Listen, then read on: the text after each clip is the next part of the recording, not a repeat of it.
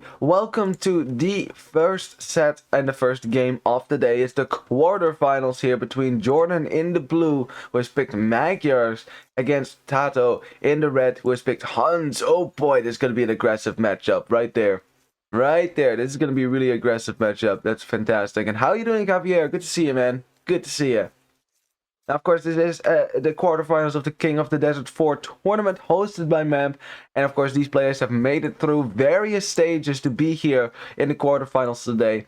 They are also teammates from the Gamer Legion team, so this is going to be a heartbreaker for them no matter what. Hey, like the Twitter manager already said, GL has to win. It can only win today, but it also has to lose. It can only lose today.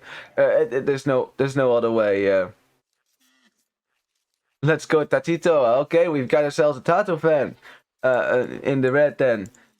Well, awesome stuff. I mean, it's going to be a challenge for either player because they're both in really great shape, you know, like, I mean, especially like TaToH, like showing how almost beating Leary that one set 2-0 too, you know, and then Leary magically coming back with a reverse sweep was already a performance from him, but it really showed how strong TaToH was also that set.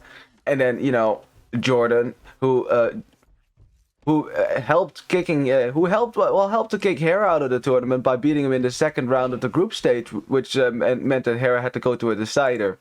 You know, JorDan looking really strong as well. And how are you doing, Rock Knuckles? And another TaToH fan. Well, I mean, that doesn't surprise me, of course, for you guys. As TaToH pushing in as Zebra. Now, between Magyars and Hans, this might go pretty aggressive. I'm expecting lots of cavalry from these two players. I mean, they're both cavalry civs at heart, and they both have bonuses, you know, to allow them to do stuff like this. Like Hans, of course, have the faster producing stables. You don't need to build houses or anything, so you can immediately start spamming all the cavalry in the world. Whereas Magyars, of course, they do need houses. Magyars do like to live at home, as the Zebra is trolling JorDan, so he might decide to just go forward and scout. At least that's what I always do. Oh no, he won't. He still wants to kill that Zebra. That Zebra has to die. Alrighty, well, we'll see it die then. But yeah, but Magyars, of course, you have that extra, you have the attack bonus, as in, you get all the attack upgrades for free at the start of each age, and that's a great attack spike, especially if it's a scout war between the two, because your scouts will be better. Just for free at the start of eeach age. That's really good. Yeah, let's have a look at the players' maps, shall we? And it's an interesting map generation. It has 4 woodlines and fully formed woodlines as well, so that is actually pretty good. You know, this is actually a very wallable map. You can wall right there, you can wall right here, wall there, then wall here. The gold will be behind the walls. You'll have extra gold behind the walls. There's some woodlines behind the walls, and the berries. And where's your hunt? Well, the hunt is outside, but then you're pushing it in already. So really, this kind of reminds me of the base that Yo had yesterday. Yo had a base that kind of looked like this. It was very wallable, you know, easy wall up. I mean, easier for Yo, to be honest, but still, this is pretty fairly wallable. You know, had all the gold, had extra gold inside, and main gold inside, berries inside. This is a base where you could potentially go fast castle if you really wanted to. Now, that is a lot to wall. That is a lot to wall. You do have a woodline inside, so you can never be put off of wood if you do wall. That is kind of important. But yeah, if you wall right there, you have this woodline as well. This is technically, if you wanted it to be, a fast castle base. Which JorDan, I mean, he can see all the extra resources. You can see how he can wall. So now, of course, he is Magyars, and Magyars don't really wall. And like going fast castle with Magyars, you're kind of skipping one of their strongest periods, which is feudal age. So it makes sense not to necessarily go for that. As we have JorDan clicking up here at 20 pop, that is definitely going to be scouts for him. For TaToH, though, who is already walling his map a little bit more, as you can see, keeping himself a bit safe. He means to go up a little bit later at 21 pop. Not sure if that's going to be scouts as well, but I should think so, because he is not on gold or anything, hasn't collected any gold. But I think he goes up a little bit later because he doesn't want the Magyar scouts to overwhelm him at the start of the game. And that's the thing, right? Like, if you go up at the same time and you start making scouts at the same time, you're just going to get overwhelmed by the Magyar scout numbers because, well, they'll be better than your scouts. Yeah, so TaToH wants to keep himself safe. JorDan sees those walls, so he will know. He will know that there's not a whole lot of damage to be done with the scouts, you know. And this is kind of, if the walls do in fact go up here for TaToH, that's very annoying for JorDan, right? Because you're gonna make scouts and basically you can't do any damage because you'll have to run through this death zone, which is the TC, where your scouts will get shot. So what JorDan can do is twofold, right? Like one, you can do something else in scouts, that's a possibility, but I don't think that's going to be it. See, it's still scouts. Second thing though, you can start walling up your own map and use your scouts mostly defensively, right? Defend yourself, and then once you have your walls up, then you move out again and try to break through the walls. Now, Magier scouts, of course, because they have an attack bonus, can break through walls more easily than any other scouts have. Because, of course, they negate one of that, a little bit more of that melee armor, more attack. But nevertheless, I don't think the scouts are going to be easily... well, they're not going to get in here. They shouldn't get in here if TaToH is paying attention. Now, TaToH, because of his walling, has at least one safe woodland. Woodland's pretty safe. As for woodlands total as well, main gold in the back, berries in the back. So again, TaToH's base not the worst as well. But of course, JorDan's base is slightly better, especially because TaToH has a giant hill in the front of his base like that. Stone on the other side, well, another gold on the other side as well. Where's the other gold? Yeah, outside. So you have two forward golds here. If you lose control of your main gold, that's a problem. As JorDan, yeah, coming out with scouts already. I'm not sure how many he's going to make here. JorDan is walling up the right side already. Very nice. Keeping a spearman around to protect his villager. That's good stuff. And yeah, just get yourself walled so that you know, at least TaToH can't do damage to you as well. As JorDan is fighting the stable, basically saying to TaToH, yo, you gotta fight me, mate. You got to fight me. Come out wherever you are. There's, of course, two scouts in there already. Now remember, these Magier scouts have extra attack, so TaToH knows that as soon as, as long as JorDan has the extra attack, he cannot get a fair fight in the scout war. He'll have to engage with, he'll have to get some sort of an advantage, say, bringing out some spearmen to weaken the Magier scouts is a good start. Yeah, so wall on the right side, slowly going up there. I like how he's guarding that villager with the spearman. Look, the spearman is following the villager around. Like, the villager moves, the spearman moves as well. I like that.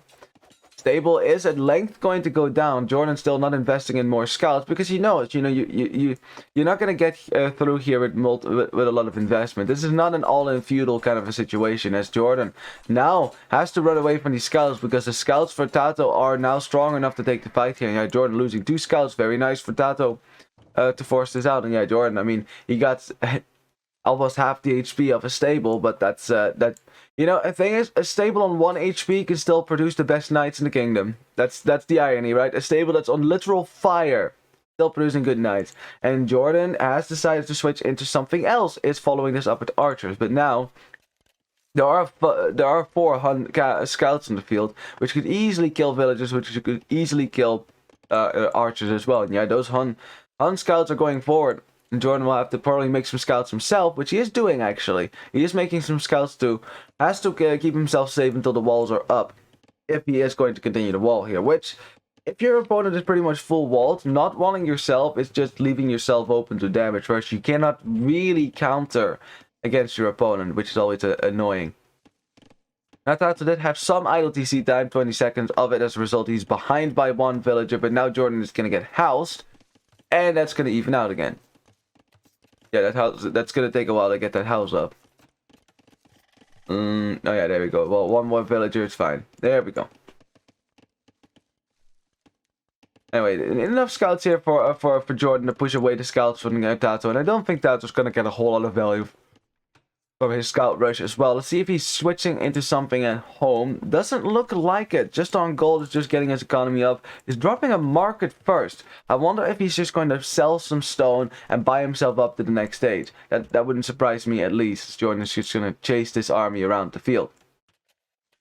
A spearman coming forward from TaToH. Yeah, selling his stone now to buy wood. Wait, did he buy wood? Oh, that's interesting. He bought wood with it as well. He also bought food, but that's kind of funny. Any case, bought wood, bought food, clicks up right now at around minute 16 and 40 seconds, which is a really good feudal, a really good castle age time to click up at least. JorDan not quite there yet. Is dropping more archery range. So I wonder if that's going to be crossbow in the next age, or whether he means to go for cavalry archers. Now, cavalry archers with Magyars is, it's an option, right? It definitely is an option, but you gotta remember that your cavalry archers are not special before the Imperial Age. When you get recurved bow, that's when they become very strong, like stronger, significantly stronger than Hun heavy cavalry archers, because Hun CA of course are cheaper, much cheaper, so it's much easier to go for a whole lot of them. Although I'm pretty sure TaToH's probably, well, he's dropping an archery range actually, so I think he might actually go for the CA here. Getting bloodlines though, which suggests cavalry, but then he's getting fletching, so no, he's gonna make cavalry archers as well. So I wonder if JorDan is going to end up doing the same thing. I'm not seeing. He clicked up right now, so let's see what kind of upgrades he's going to get. He is still making archers. So I think for him, it's just going to be crossbows for now. Which, for the record, have way more line of sight with Magyars. +2. That's a lot of line of sight. So you have a lot more vision. Yeah, JorDan is also going to wall up the left side. I love how he's already adding houses behind. That's not just to make sure he doesn't get housed. That's really to keep this left side safe, because it's far away from his DC. So it takes a while to get a villager there. Spearman fighting against the scouts will now just go down to the other spearman. And there we go, cavalry archers coming out. But JorDan was thinking about attacking with his archers, but now sees that TaToH is up significantly faster than him, because of course TaToH sold his stone. Now JorDan did not do that, so JorDan can still add town centers easily in the next stage, which is of course the trade-off. But he will be behind in military until he gets his upgrades, which is still 20 seconds away. So if he's not careful, TaToH could catch him off guard, and you know, these cavalry archers could still, in good numbers, could still kill these archers, because they're rather tanky, high attack, already have Botkin arrow and bloodlines. That's pretty good. Let's see. Not getting the crossbow upgrade just yet. Okay, there it is. I figured it was coming. You know, there had to be a crossbow upgrade. There's a hole right there. That's a hole. That's a hole, right? Is it not? No, okay, I guess not. I guess it's because of the hill then. It looks like a hole, but it's not. In any case, JorDan will try to break through TaToH's walls. TaToH will have to do something behind that, because this is a dangerous crossbow army. Withdrawing is lumberjacks, but your gold is right there. You can't tower either. You can't tower because you sold your stone. And now you have to send back your military. Yeah, the military has to all come back here to deal with this pressure. And that kind of sucks. The fast castle age, of course. When you go cavalry archers, you can't really use your faster castle ace to your advantage, really, right? Because it takes a while for you to get your army count up to a point where you can actually take fight. Whereas for the person that goes crossbows, you can actually prepare the crossbows in feudal age. You can start making them. Not so much with knights and cavalry archers, but at least with knights, 4 knights can rack an economy. 4 cavalry archers hardly can do that, right? So, yeah, that's why TaToH, despite going up faster the castle age, he's not really ahead in military count for now, right? For now, and also making a few, well, he had a knight queued at least. Taking gold out here, ooh, risky. Risky. If JorDan ever finds that would be bad for TaToH. Yeah, of course, with cavalry archers, it is that first hump, right? That first hump where you really don't have military. If you can get through that, you're fine. You're totally fine. As JorDan has actually invested in a university first here, and got ballistics, which is a really good upgrade to get here, because now these skirmishers, these crossbows, can easily hit the cavalry archers. Good stuff. Now, if you get through that hump, as I was saying, once you build your numbers, that is when cavalry archers get really dangerous, right? So you catch up at some point, but until that moment, you can't really take fights there.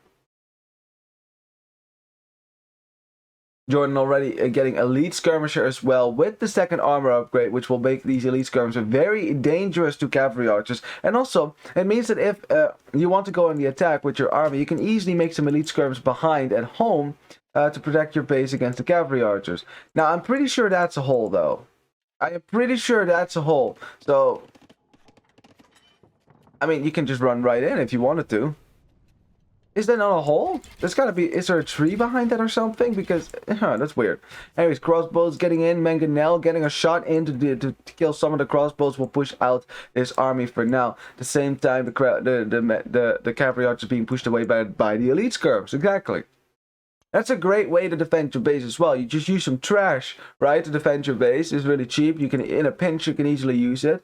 And then you use your main gold army to attack forward. That is actually how you know, most of the military was meant to work, right, by the developers. Like, you weren't supposed to be able to go forward with skirmishes and actually wreck someone's economy. That's not supposed to happen. The same with pikemen. That's why they're so weak intentionally.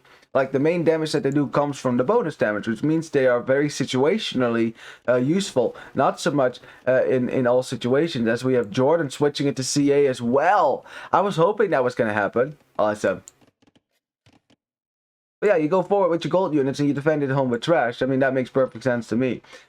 Now, JorDan switching into CA, I mean, that is nice to counter the CA from Huns, but the problem is you're going to do something that Huns do really well, right? And you're also, like, 4 minutes behind in doing it. So if you look at the numbers, 8 for JorDan, 25 for TaToH. Yeah, it's much better. It's much better. TaToH did spot that army on the right. He's also going to see the cavalry archers now. So now he sees, oh, JorDan is also going CA. So we're having ourselves a cavalry archer war. Now, if Magyars get a castle up and get to the Imperial Age, now that's when their cavalry archers begin to shine. You get the unique deck, recurve bow, which gives you extra range, which gives you extra attack. And also that extra attack and range makes them much, much stronger than Arbalest in that age, because they have the same range then, but way more attack. Mangonel shots there. JorDan, of course, has the micro away, brings in his own Mangonel though, and shot. Mangonel does land, the shot does land, but TaToH brought a repair veil. There's a repair veil to repair this Mangonel, but the Mangonel goes down as well. Really good stuff for JorDan there. And now TaToH has to leave that hill, and JorDan conquers that all-important hill. Also has the lead skirms on the other side of TaToH's army, and TaToH losing a bunch of cavalry archers right now. Yeah, you don't want to be fighting against the elite skirm. Like, JorDan is totally fine with that one. That's a cheap army. You can easily replace that. At 23 on the field right now for TaToH. 12 for JorDan. He's getting his economy up as well. Of course, he invested in his economy a little bit earlier before going in cavalry archer, so he can afford actually going to his second TC. Very nice. So his fill count should start to rise above that of TaToH, as both players basically had an identical number of idle time. One of them probably got town watch as well. As the Mangonel gets closer forward, 1 for 1. No, nice dodge there by JorDan. But then TaToH sniping the Mangonel, but still taking a shot there to the cavalry archers. And look at the numbers. Look at the numbers. It's still 22. It's still 22. It was 22 a minute ago. It's 15 now for JorDan. And him having a lot of skirmishers here as well makes it so much easier to engage against this. And TaToH's losing so much numbers. And he calls it GG. He calls it GG.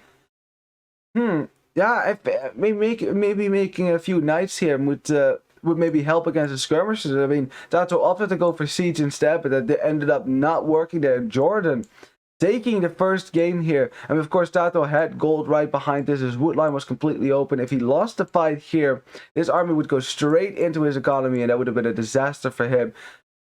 Yeah, I mean, he needed something against the elite skirm. That's the problem. Like, cavalry archers, yes, they do well, but not in this kind of a matchup. Not in this kind of a matchup. I mean, you still have cavalry archers behind as well, which is just worse. So yeah, GG. First game goes to JorDan. Let's look at the KD. Yeah, slightly. I look at that. The KD was getting better and better for JorDan there, and that was mostly the elite skirms there doing a lot of work. Also, the Mangonel micro from JorDan was on point. He kept killing the Mangonels for TaToH, and TaToH did not get enough shots in on those skirmishers to kill them all. And that was a problem, because that was his counter to elite skirm. He didn't have knights on the field as a result of it. Now, knights, of course, is a dangerous investment, because they do die to crossbow, they do die to, especially to the cavalry archer, actually.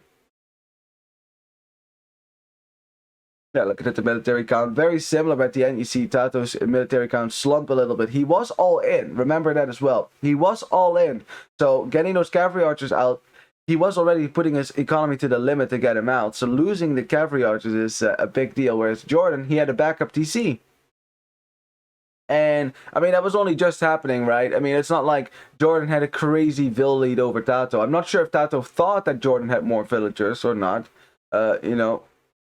But he didn't, so in the end that was very even.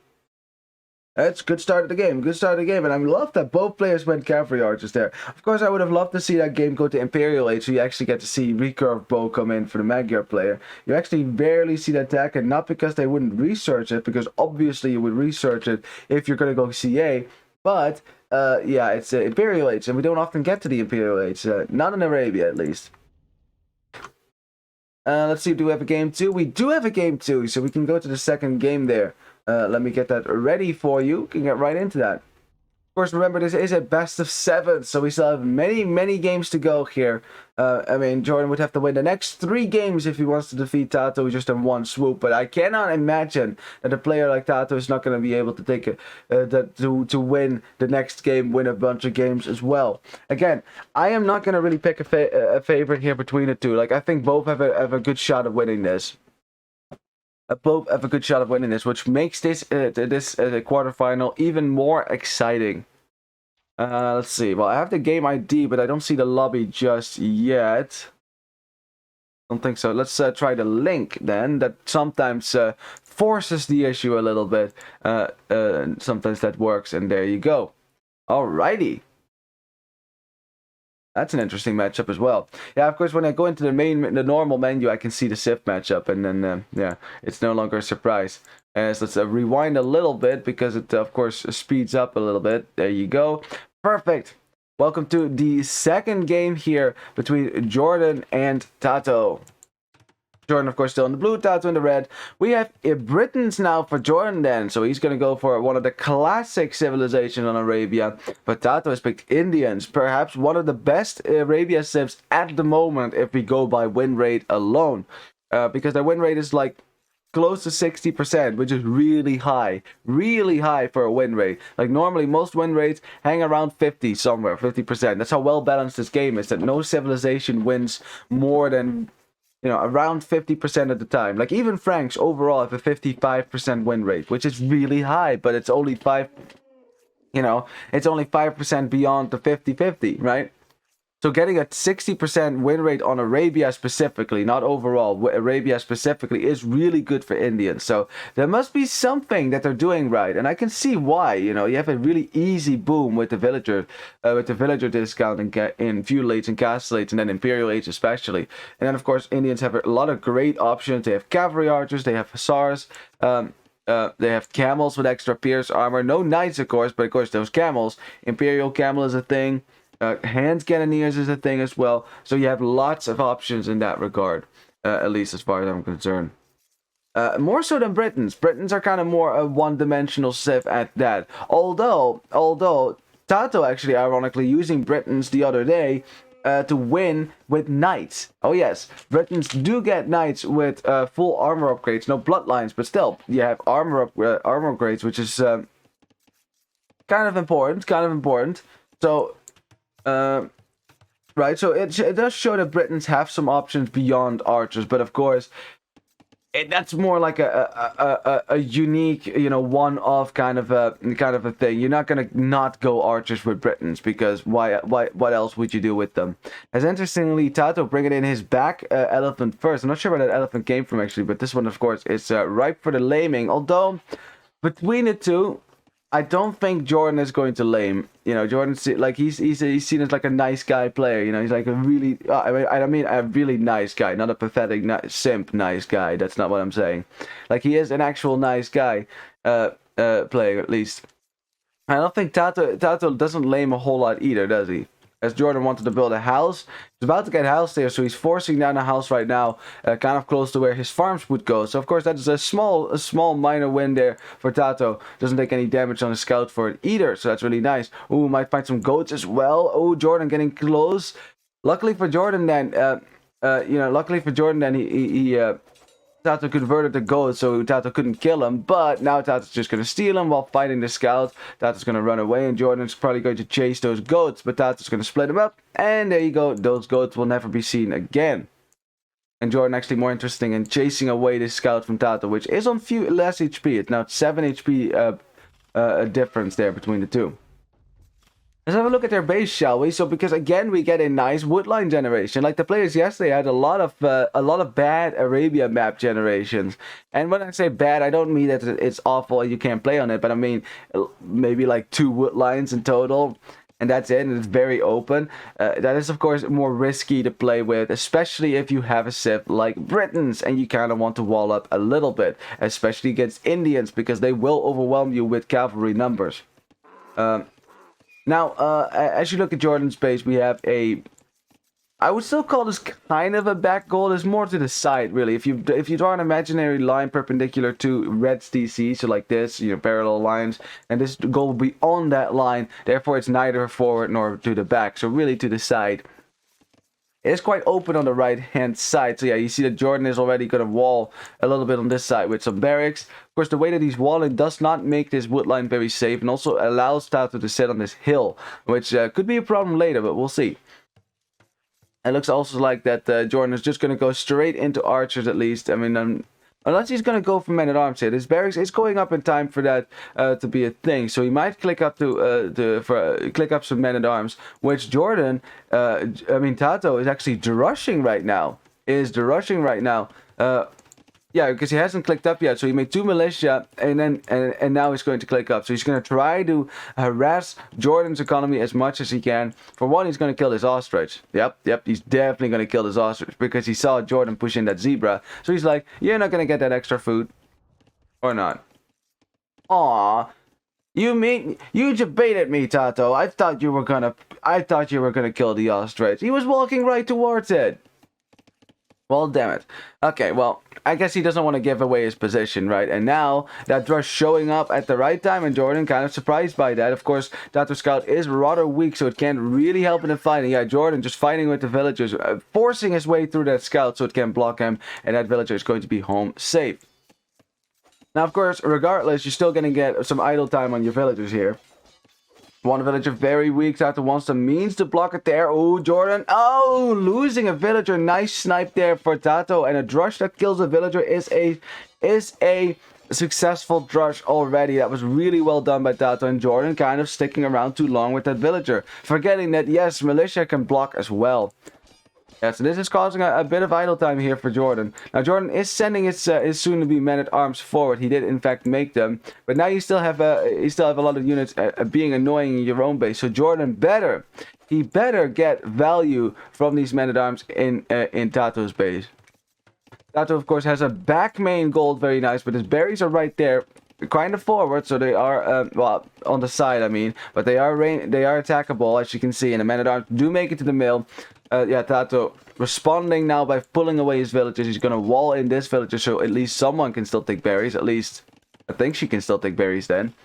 As we have a small pause there for TaToH, I guess they had a little bit of lag. Quick walls now, as TaToH definitely cannot use the lag if you want to go for stuff like this. At the same time, a spearman going down, but he does get the scout from JorDan. That's really good. You know, stopping the scouts from scouting around and also helping this man-at-arm rush is a good idea. Of course, TaToH is just going to be looking for other villas to kill. And there's some more villagers on the wood line there. TaToH is going to... Did I say TaToH? I don't know why, but I keep seeing blue as TaToH and red as JorDan. I'm not sure why, because they both pick blue all the time. So, kind of weird. In any case, the first archer for TaToH coming out here. No fletching on it so far, so of course it's going to take a while for this archer to kill this rush. But that doesn't matter to JorDan, because of course he wants to keep this rush alive as long as he possibly can. And how are you doing, Mr. Fidel Castro? Good to see our red dictator from Cuba is here as well. Well, more archers coming out now. Fletching will come out as well since the blacksmith goes up. And looking at the walling here from TaToH, he's going to get a lot of his base wall. Look at that. That's a really nice wall up for him. You know, it keeps... this wood line is completely safe now. As soon as the walls are up, you know, it's not safe just yet because there's still men-at-arms roaming around your base. You have your main gold in the back on a hill, nevertheless. But still, it's in the back. You can't really get there. Town center will protect that. So... Yeah, this is a really nice wall up for TaToH. As for JorDan, yeah, of course, not as pretty. He is walling up in the middle here, so half this wood line is safe. Has a wood line in the back in this one, which is pretty nice. His gold is behind this wall. It's quite far behind this wall as well, so it cannot be ranged by archers. You know, the only archers that could do it were Britain archers, but guess what? That's what JorDan is. So you definitely know your opponent can be Britons if you're Britons. As JorDan is bringing home some extra food from the hunt, you know, taking about half the food or most of the food there. It's really nice. I mean, that is 105 food. I mean, it's a nice little boon, right? Anyways, both players making archers right now, just keeping it safe. I think most of them are just gonna try to get up the castle age. Both of them, I mean, like one archery range, lots of farms already for both players. I think the farm count is rather similar, but better for TaToH. Look at that! Look at that food count. There's also a lot of villagers on the berries, which were denied. But then again, it's the same for JorDan. So yeah, 9 farms for him, but TaToH already has 11 farms. But TaToH bringing forward his archers now. Can probably range the wood line a little bit as well. That's JorDan bringing his archers forward. TaToH bringing his archers forward as well down here at JorDan's base. Oh boy, oh boy, oh boy. And is that wall up? Okay, he did actually kind of quick wall this a little bit. The archers here not getting a lot of value. Archers here, are they going to get the villager? No, they should not get the villager. I mean, JorDan should pull that away. Of course, it's going to try to wall this out and try to buy some time so he can get his army back home. Also, they're not have fletching yet, so he's going to get that upgrade right now from this blacksmith he just built. Keeping his army out for now. There's no hole on the left side if you were wondering about that. So it's not like TaToH can get in here. But yeah, I think JorDan will be able to keep this out. Will bring back his own forces to try to kill this army. Because he does have the better numbers here on the field right now. As you can see, it's 7 archers for him, only 3 for TaToH, but 3 skirmishers to boot as well. They don't have any upgrades armor-wise, but that doesn't mean they can't still skirm around. Definitely so. Also bringing in some reinforcements, and we have ourselves a little micro battle for who is that better for now. 3 archers down for TaToH already. Only has the skirmishers left. JorDan's still here with his archers. 2 skirmishers down. Another archer down for JorDan. This was a much better fight for JorDan, I would say, especially position-wise. Keeping most of his archers alive, whereas TaToH lost most of his. He's defending mostly with skirmishers now, but TaToH, with a better food economy, is clicking up now and dropping another archery range, so that is going to be at least ranged units going forward. Not sure if that's going to be crossbow or cavalry archer again. Do you think they still have like a secret arrangement that they're just going to go cavalry archer the entire game? Like everyone, so even the Britain player is going to make cavalry archers, because that would make no sense whatsoever for the Britons to go cavalry archer. Like, all your bonuses relate to foot archers, and you don't get bloodlines. It's really, really not a good option. It really isn't. It's please. Yeah, I mean, it would be really funny though, but I think in a quarterfinal of a $75,000 tournament, I hardly think that we're going to see Britain cavalry archers. That's more like a ranked letter kind of shenanigans thing. You know, TaToH would be totally up for it, though. Would be an impressive victory if he did get a victory with that. In any case, yeah, he's not making crossbows right now, right? Like, normally, if you wanted to go crossbows, you'd be making them right now. So I'm kind of confused if that is the plan, or if he's actually going to go for Indian cavalry archers as well. You know, now the thing is, right, and TaToH will know this, if you're going to go crossbow, you're just going to be doing what Britons want to be doing in the next stage, except they do it better, because their archery ranges produce faster, and they have extra range. So instead, he is going to get the crossbow upgrade, so I guess he's still going to be making crossbows then, but he's mainly getting the elite skirmisher upgrade, which is an important upgrade. Definitely important to fight against Britons, because you know they're going to make archers. But as a result, because JorDan sees all those skirmishes he was thinking about dropping his stable, then deleted it. I wonder if he's going to try to hide it in the back of his base. He's still getting the armor upgrade, so I think he's going to hide it. He's going to hide the fact that he's going to make some knights here. That's what he's going to do, because you don't want TaToH to know that you're going to go for knights, because then he will find a way to address that as well, as he's making way more skirmishers. But JorDan mostly deleting that stable now, because he wanted to get a siege workshop up, and he wanted to get a town center up on his main gold. That will keep his gold safe, but remember, that is the only safe gold that JorDan has. The rest of the golds are far forward. quite far forward actually. Whereas TaToH still has extra gold in the back of his base as well. So if he loses access to this gold, which is unlikely, he's fine. And TaToH in a great position right now. Great position. I like his base much better than JorDan's base. Because JorDan's base is very cramped, right? Although JorDan is going to be adding some town centers here to try to boom out of this a little bit. And hey, Britons are very dangerous when they do get the boom. We'll be defending with a mangonel, which is, in theory, right? In theory, is a great counter to skirmishers because of their low attack, low HP.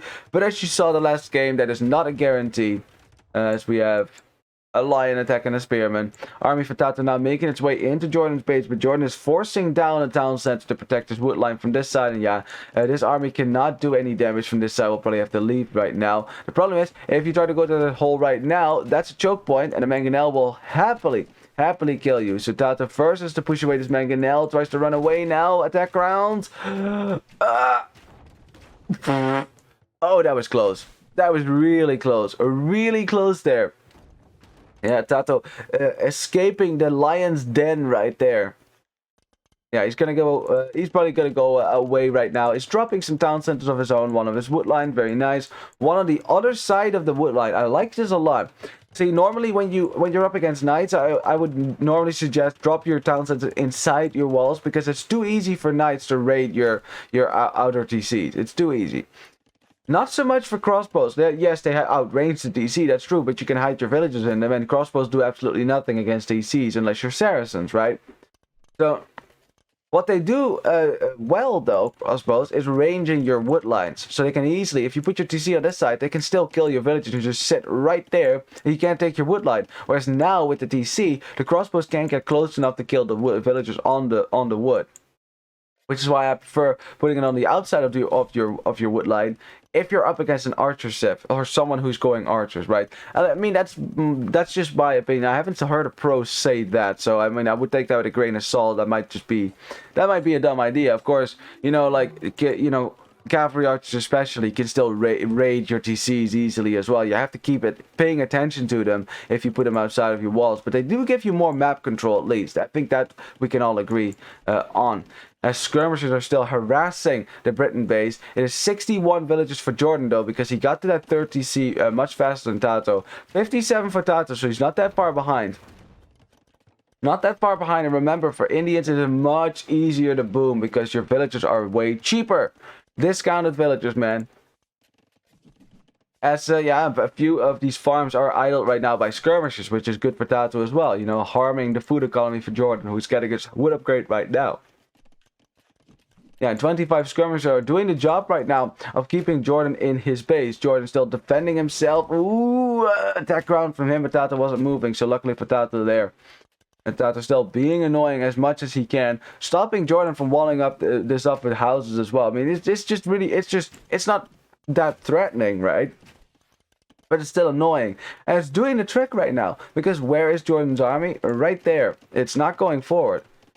You know, so TaToH is doing what he can to stop JorDan from attacking his own base, and as a result, his base has been completely unscathed. You've been able to get his farming economy going. You will be able to click up to the Imperial Age very soon here. Look at that gold. 1,000 gold in the bank already. If he wanted to go to the Imperial Age, he totally could. Getting wheelbarrow right now as well, which both players are getting at the same time, by the way. That's hilarious. That is hilarious. Wow, what are the odds of that? Yeah, look at that food count climb. Look at that, he bought some food as well. Yeah, TaToH definitely wants to go up to the next stage. Already has a second build. He has a monastery and a university somewhere. Yeah, there you go. It should look really pretty with the Indian architecture. I don't know. It's really pretty.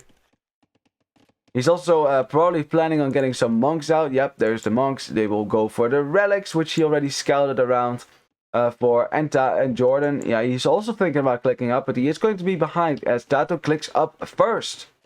The question is, though, what is he going to do in the Imperial Age beyond skirmishers, right? Because skirmishers, yes, is nice. You get full upgrades on them as well. So that's very nice to deal with these arbalests. But what are we going to do beyond that? Like, what is our power unit going to be? Is it going to be camels? Is it going to be cavalry archers? What are we going to do? Like, that's something that Indians need to ask themselves. Because you do need something beyond skirmishers, right? If you want to go push your opponent's base. Also some siege, of course. Don't forget about that.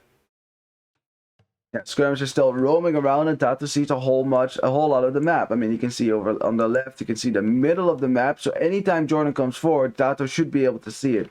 Just keeping some skirmishers posted around just for this purpose is really good. As JorDan going to the forward stone now, so he wants some more stone then. And it is actually the safest stone that he can take. And it's not very safe, right? It can easily be raided here by the skirmishers. Now, putting this many villages on stone tells me he probably wants to get a castle up. And this makes perfect sense with Britons, because you want to just put a castle right in the middle and start pushing from that, right? Just a death ball of archers moving forward. Now, if TaToH continues to go for skirmishers here, right? If that continues for now, then JorDan might add some knights or light cap of his own, right? Light cap especially, as JorDan, wow, he didn't have ballistics on his crossbows yet. JorDan has not been aggressive all game. It's 89 to 85 villages, so vill counts are eerily similar for both. But TaToH, of course, is going to be an Imperial Age first. But the question is, what are we going to do in Imperial Age? That is the big question that I'm asking myself right now. Because, anything that... As he's getting bracer and chemistry, so he's going to continue with the skirmishers right now. But again, you leave yourself vulnerable to light cap. And it can't be, right? It can't be that your army as Indians gets destroyed by British light cap. Can't be, because you have camels. That would be very, very, very embarrassing. If Indians got destroyed by British cavalry, right? That is kind of embarrassing, because Indians literally have the best counter in the world to it. Camels. Yeah. As an arbalest upgrade, Bracer is going to come in as well.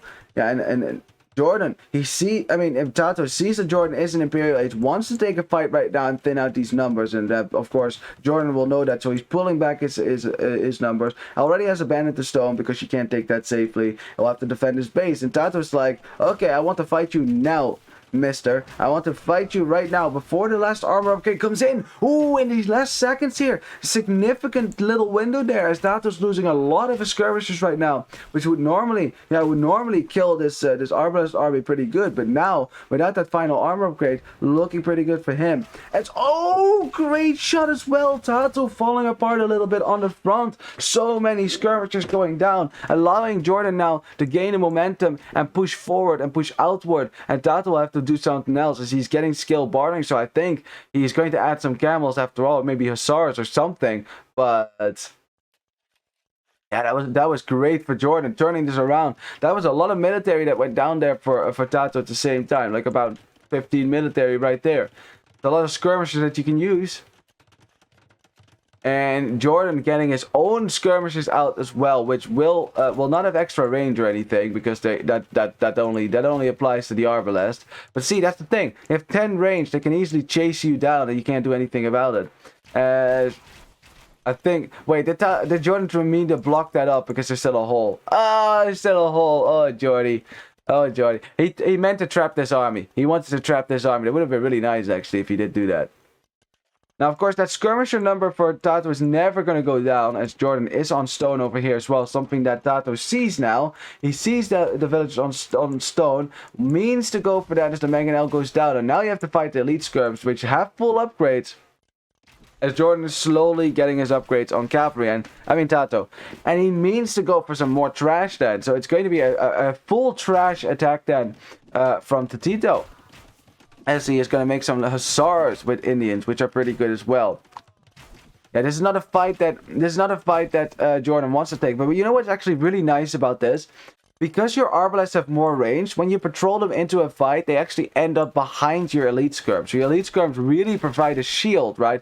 A shield against your opponents, which is actually really nice. So adding in some elite skirms of your own, if you're up against elite skirm, right, it's really nice with Britons, because naturally the arbalests will position themselves behind the elite skirms, right? Behind the elite skirms, which is really nice. I mean, not if you put them on the front like this, but yeah, you'll see. You'll see, as a lot of the elite skirms do go down. JorDan also defending this hill on the left side. Important to build some buildings on top of that. But now light cap coming out, and that's a problem, right? That is a problem, because JorDan, right, has the arbalest, but now you're defending yourself mainly with skirmishers. There's only 14 arbalest on the field, and JorDan instead is getting infantry upgrades. So I wonder if he wants to go for pikemen here then. Yeah, barracks coming up, so I guess it's pikemen then. and more trash? Are we just going to do a full trash war? We're just not going to make any gold military whatsoever then? As we have a bombard cannon coming out for TaToH, he also is castling the front of his base with 2 villages. That tells you in how much of a hurry he is. As so many villagers have to leave now for Jordan. And this is not what Britons are good at. They're not really a trash war kind of ship. What Britons want to do is get a giant ball of Arbalest going and push down the middle.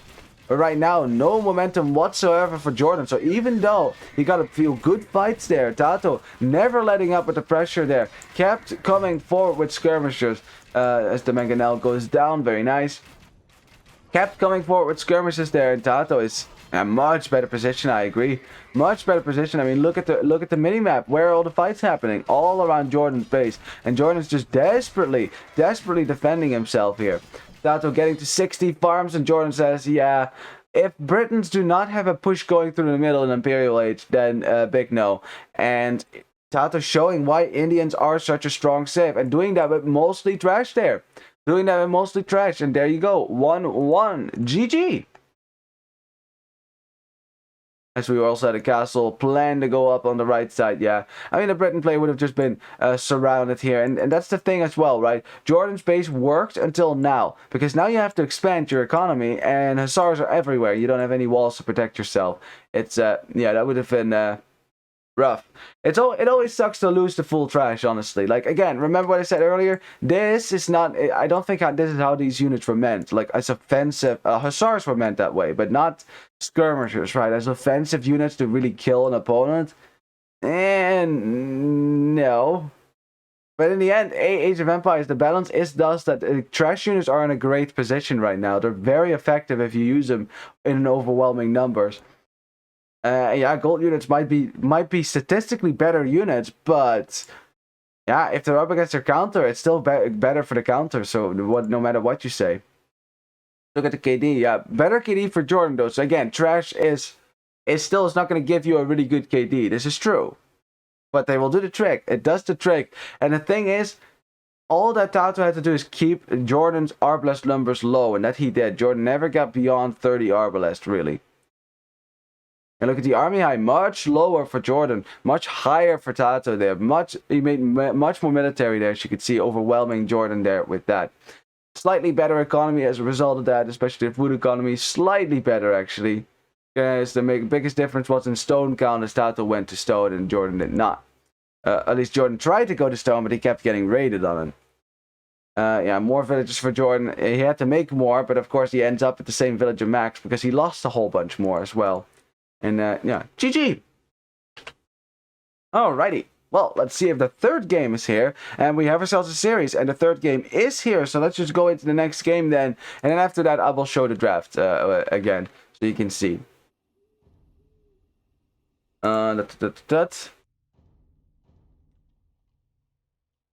Let's see if the game has already started and we can find it. Yep, there it is. Perfect. Let's spectate and let's get into this.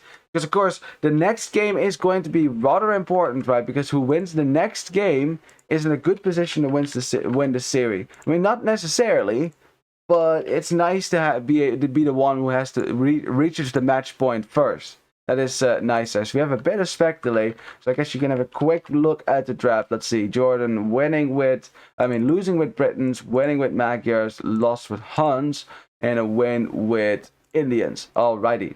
Well, I wonder if I mean, there's a lot of cavalry civs here for TaToH still, but I mean, I wonder if he's gonna try to go for an archer civ himself this time.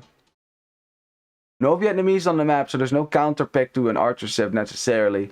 I wonder for Jordan if he's gonna try cavalry archers again. That worked well the first game, so I wonder if he's gonna try to do that again. But yeah, it's too early to really, with certainty, call what players are gonna go for here, so I'm not gonna attempt to do that even. Get a sip of water, waiting for the game to start, and there we go. It does load, and let's make sure it doesn't speed up too much. Boom, perfect. Alrighty, good luck, have fun, beast. I love it. I love it. Of course, these are teammates, and they know each other very well. They're friends, and I love the mutual respect is gonna be at an all-time high between these players. Like, you know, that's the irony, right? I bet when you're on the same team as someone, both players will probably feel a little bit conflicted about this, because yes, they want to win, and yes, they want to get to the finals, but they also don't want to do that at the cost of their teammate chances in this tournament, right? They don't want to be the one to kick out their teammate, but unfortunately, this is going to be the case. Someone has to lose here, so either JorDan or TaToH has to go on while the other one stays behind, and it's going to be at the hands of the teammate, and that's unavoidable. I know it's going to be tragic no matter what happens here, but I hope that whatever the case, I hope this is going to be a banger of a series, and it should be, right? It should be. If this doesn't go to 7 games, man, I don't know. It has to go to get 7 games. There we go. Let me crack my back real quick. There we go. That's much better. Oof. Alrighty, well, let's have a look. See what JorDan has gone for. We see Khmer for JorDan. Interesting. We have Franks for TaToH. Ooh. I definitely prefer Franks in this matchup because Franks is just a really good Sith. Whereas Khmer have... I mean, like, if you look between the two, right? Franks do cavalry just better. Just better than Khmer. Like Khmer, yes, they have that food spam with the instant in the farms that instantly drop off, which is very nice indeed. But your knights that you're going to spam with that are going to be worse than the Frankish knights. Although in Castellates, not so much. Castellates, Frank knights are actually the same as any other knight. They're actually just generic knights because Franks don't get bloodlines, but they do get extra HP, which ends up being the same as bloodlines in Castellates. So they actually don't get an advantage there, which they don't really need, honestly. Which they don't really need. They already have a pretty good eco bonus to boot, right? Now, this is the first time that we have a little bit more of an open Arabia generation here, as you can see. Woodlines being out much further than they were the first 2 games. Frank, much better than Khmer. Yeah, exactly. Yeah, I would definitely agree with that.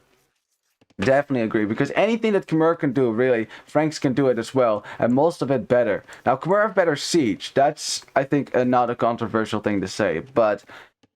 Are you really going to go for a siege push against a knight player? That is really risky. Unless you add monks in the mix, that is going to be really risky. Because, of course, knights are ideal to snipe siege. High attack and high HP. Very nice.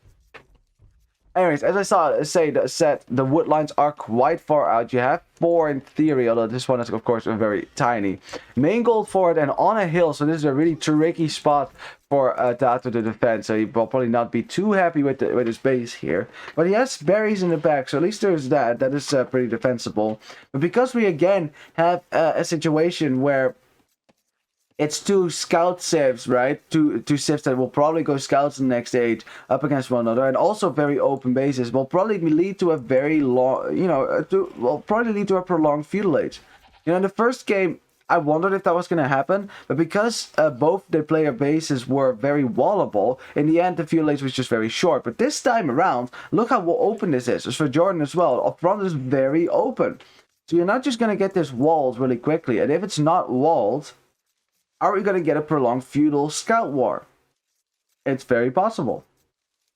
Main gold is in the back for JorDan, so he'll be happy with that. But his berries are forward and on at the bottom of a hill. So that's, of course, a prime target for TaToH to pressure as well. Especially if you do expect scouts, right? If gold is not going to be important in that regard, Because you don't need gold to make scouts. As TaToH's running around here.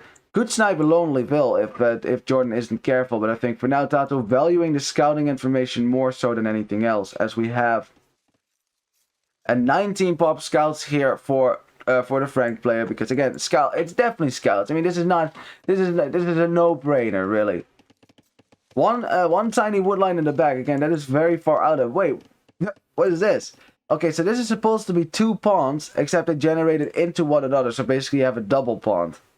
That's a kind of little... That's kind of weird. You can actually take the food from this. It's still 400 food right there from the box turtle. So it's not... You can totally take that food. It's a little bit of an extra bonus if you wanted it. It's always box turtles, I think, actually. Anyways, JorDan clicking up on 20 pop, so slightly behind, right? I mean, you don't have to do that with Khmer. You can go for 18 pop scouts as well, but of course you do. It does strain your economy a little bit, so sometimes just clicking up at a normal time does work out as well with some more economy. Now the Khmer play, of course, as you see, is not dropping a barracks. There's a good reason for that. Wait, no, he is dropping a barracks. Interesting, interesting. Because remember, I always say this. That Khmer, because they have a bonus which allows them to just get any building without getting the prerequisite buildings. And the same with aging up. You don't need to get your second building up, right? Right? They never drop a barracks.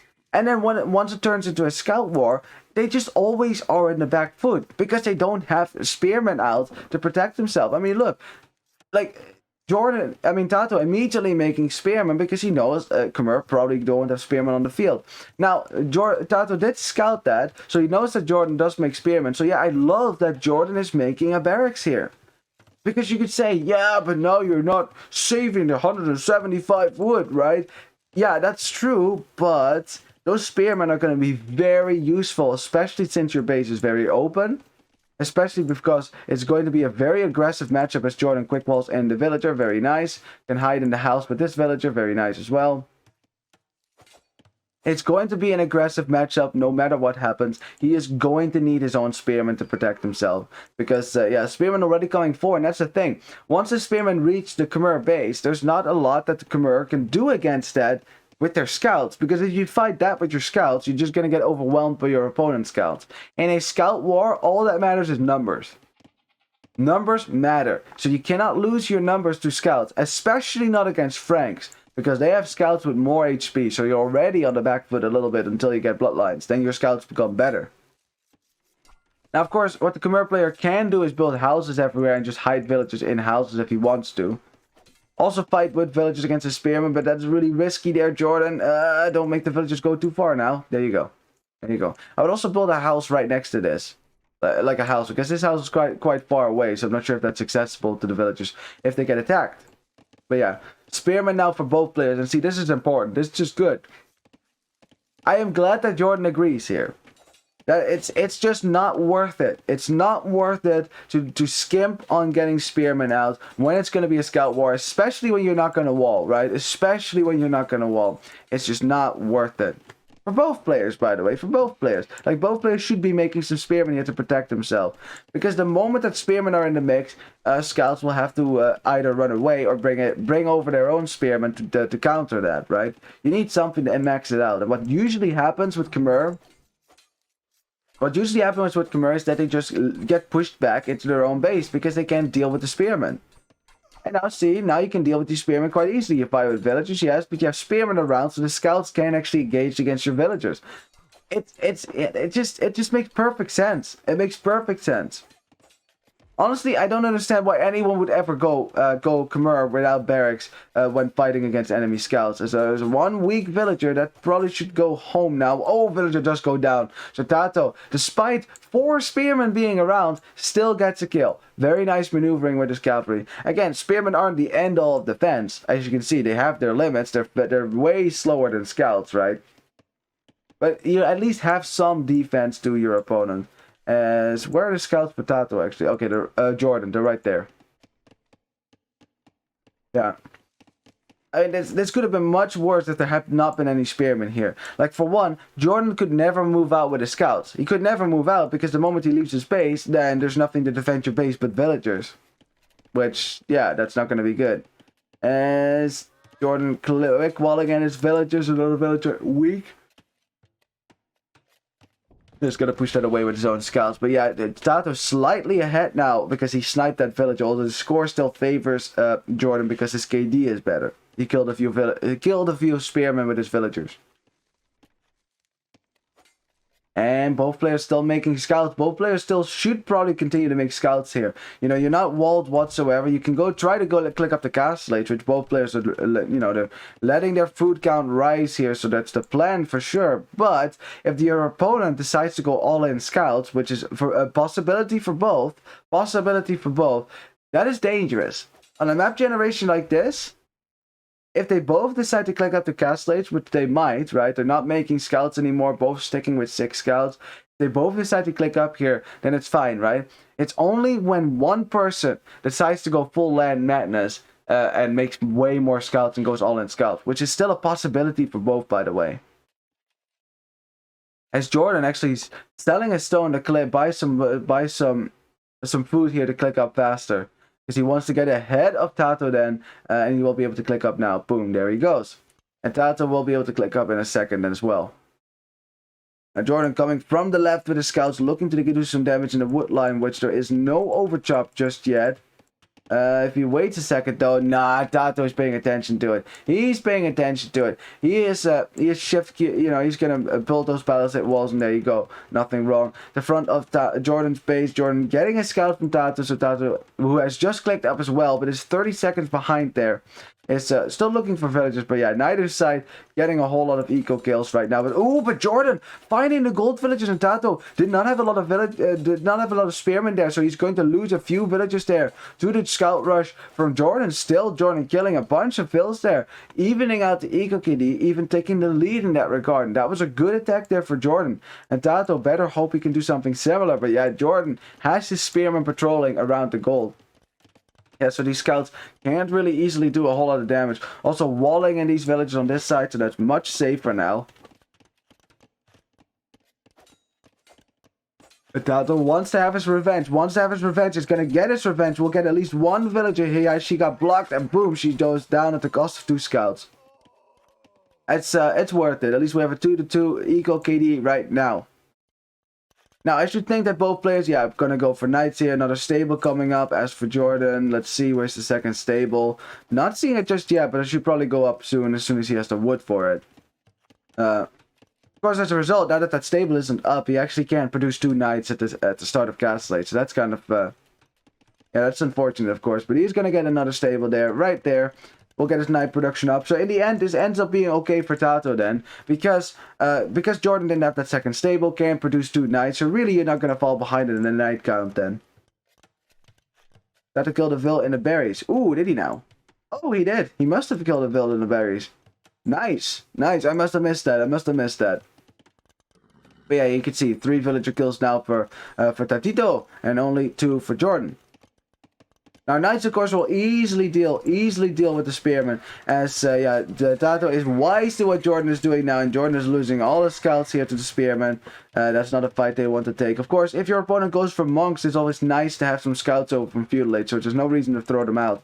As TaToH is dropping a town center, all his main gold forward, which is, of course, a really risky gold to have, right? So I understand that TC very much. As for TC spots for JorDan, maybe a TC right there on gold and wood could be really nice. On this wood line maybe, which is kind of far away. As TaToH wants to attack the gold once more, but yeah, JorDan is quick walling in his gold villagers. There's 2 mining camps, so it's going to be really efficient, so I don't think that should be too much of a problem. As he probably also feels the same way. We're not walled, we need some protection, something, right? As we have a... Oh! Nice save there by JorDan, because there was a hole in the wood line, and those knights would have absolutely killed all these villagers if they hadn't gotten in the house in time.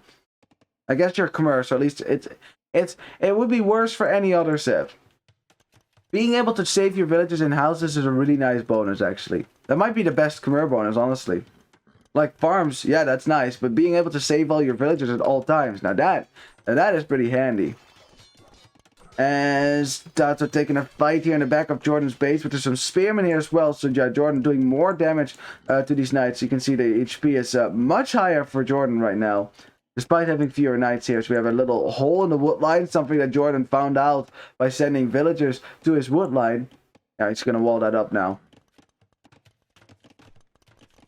These scouts going in the back of TaToH's base, who also got pikemen already.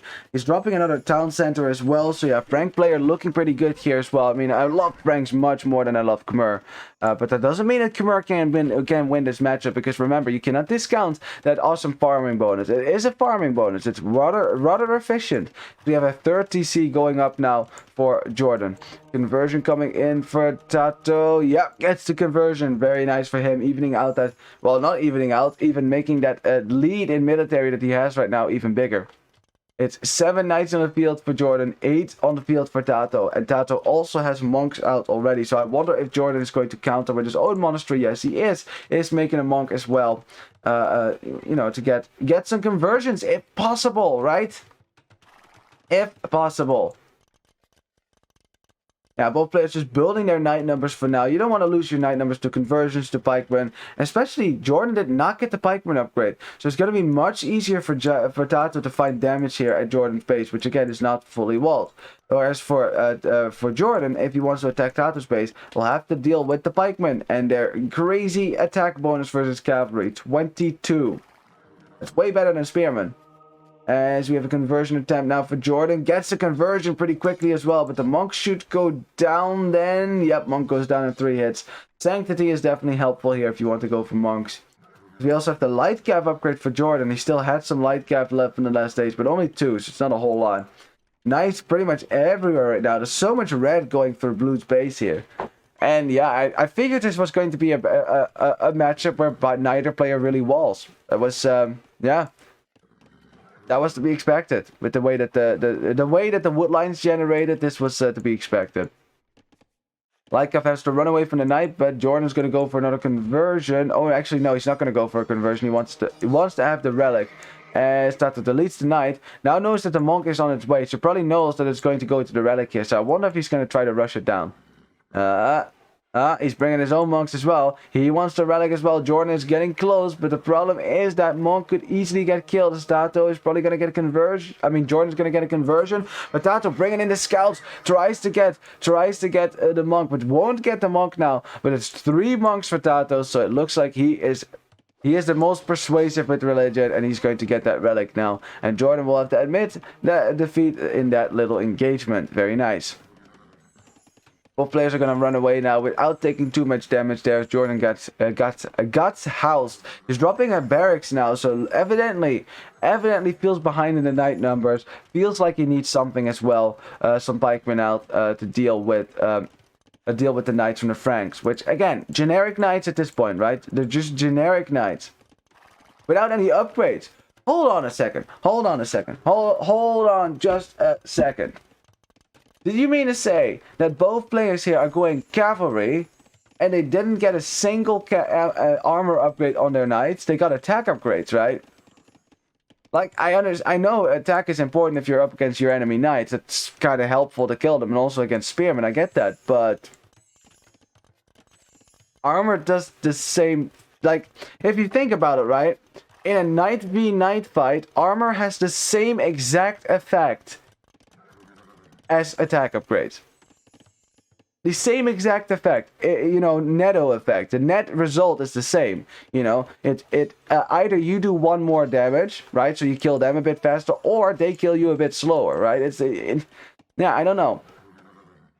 I guess having some attack against knights without upgrades is really nice. Again, you do get to kill them faster, so that's, I guess that, you know, it's a little bit. I guess it's the same results in numbers, but in the end, it might be better to be able to kill faster than make your knights last longer. And definitely, the armor is not going to help you against pikemen, right? This is true. The armor is not going to help you against pikemen, so I don't know. But there's one thing, though. One thing that the armor upgrade does give you that the attack upgrade does not do. If you want to raid underneath your opponent's DC, you can do that with +2. You cannot do that with +2 attack.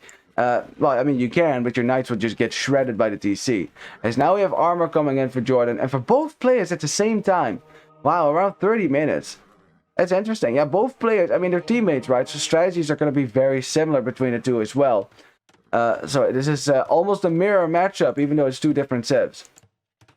As we have another barracks coming on out for JorDan. He's gotten the pikeman upgrade as well. He's getting the armor upgrade at the same time. Probably saw that from JorDan, from TaToH. But now as a result, TaToH's pikemen are much better. TaToH rushing down the monks as well. Something that JorDan will not want. TaToH at the same time getting a bunch of conversions on JorDan's knights, which are now going to go down to the pikemen as well. At the same time, TaToH bringing in his knights, which weren't in the fray yet. But of course, this fight was much better for TaToH there. Pikeman going down for JorDan right now, and JorDan has to leave this position at the moment.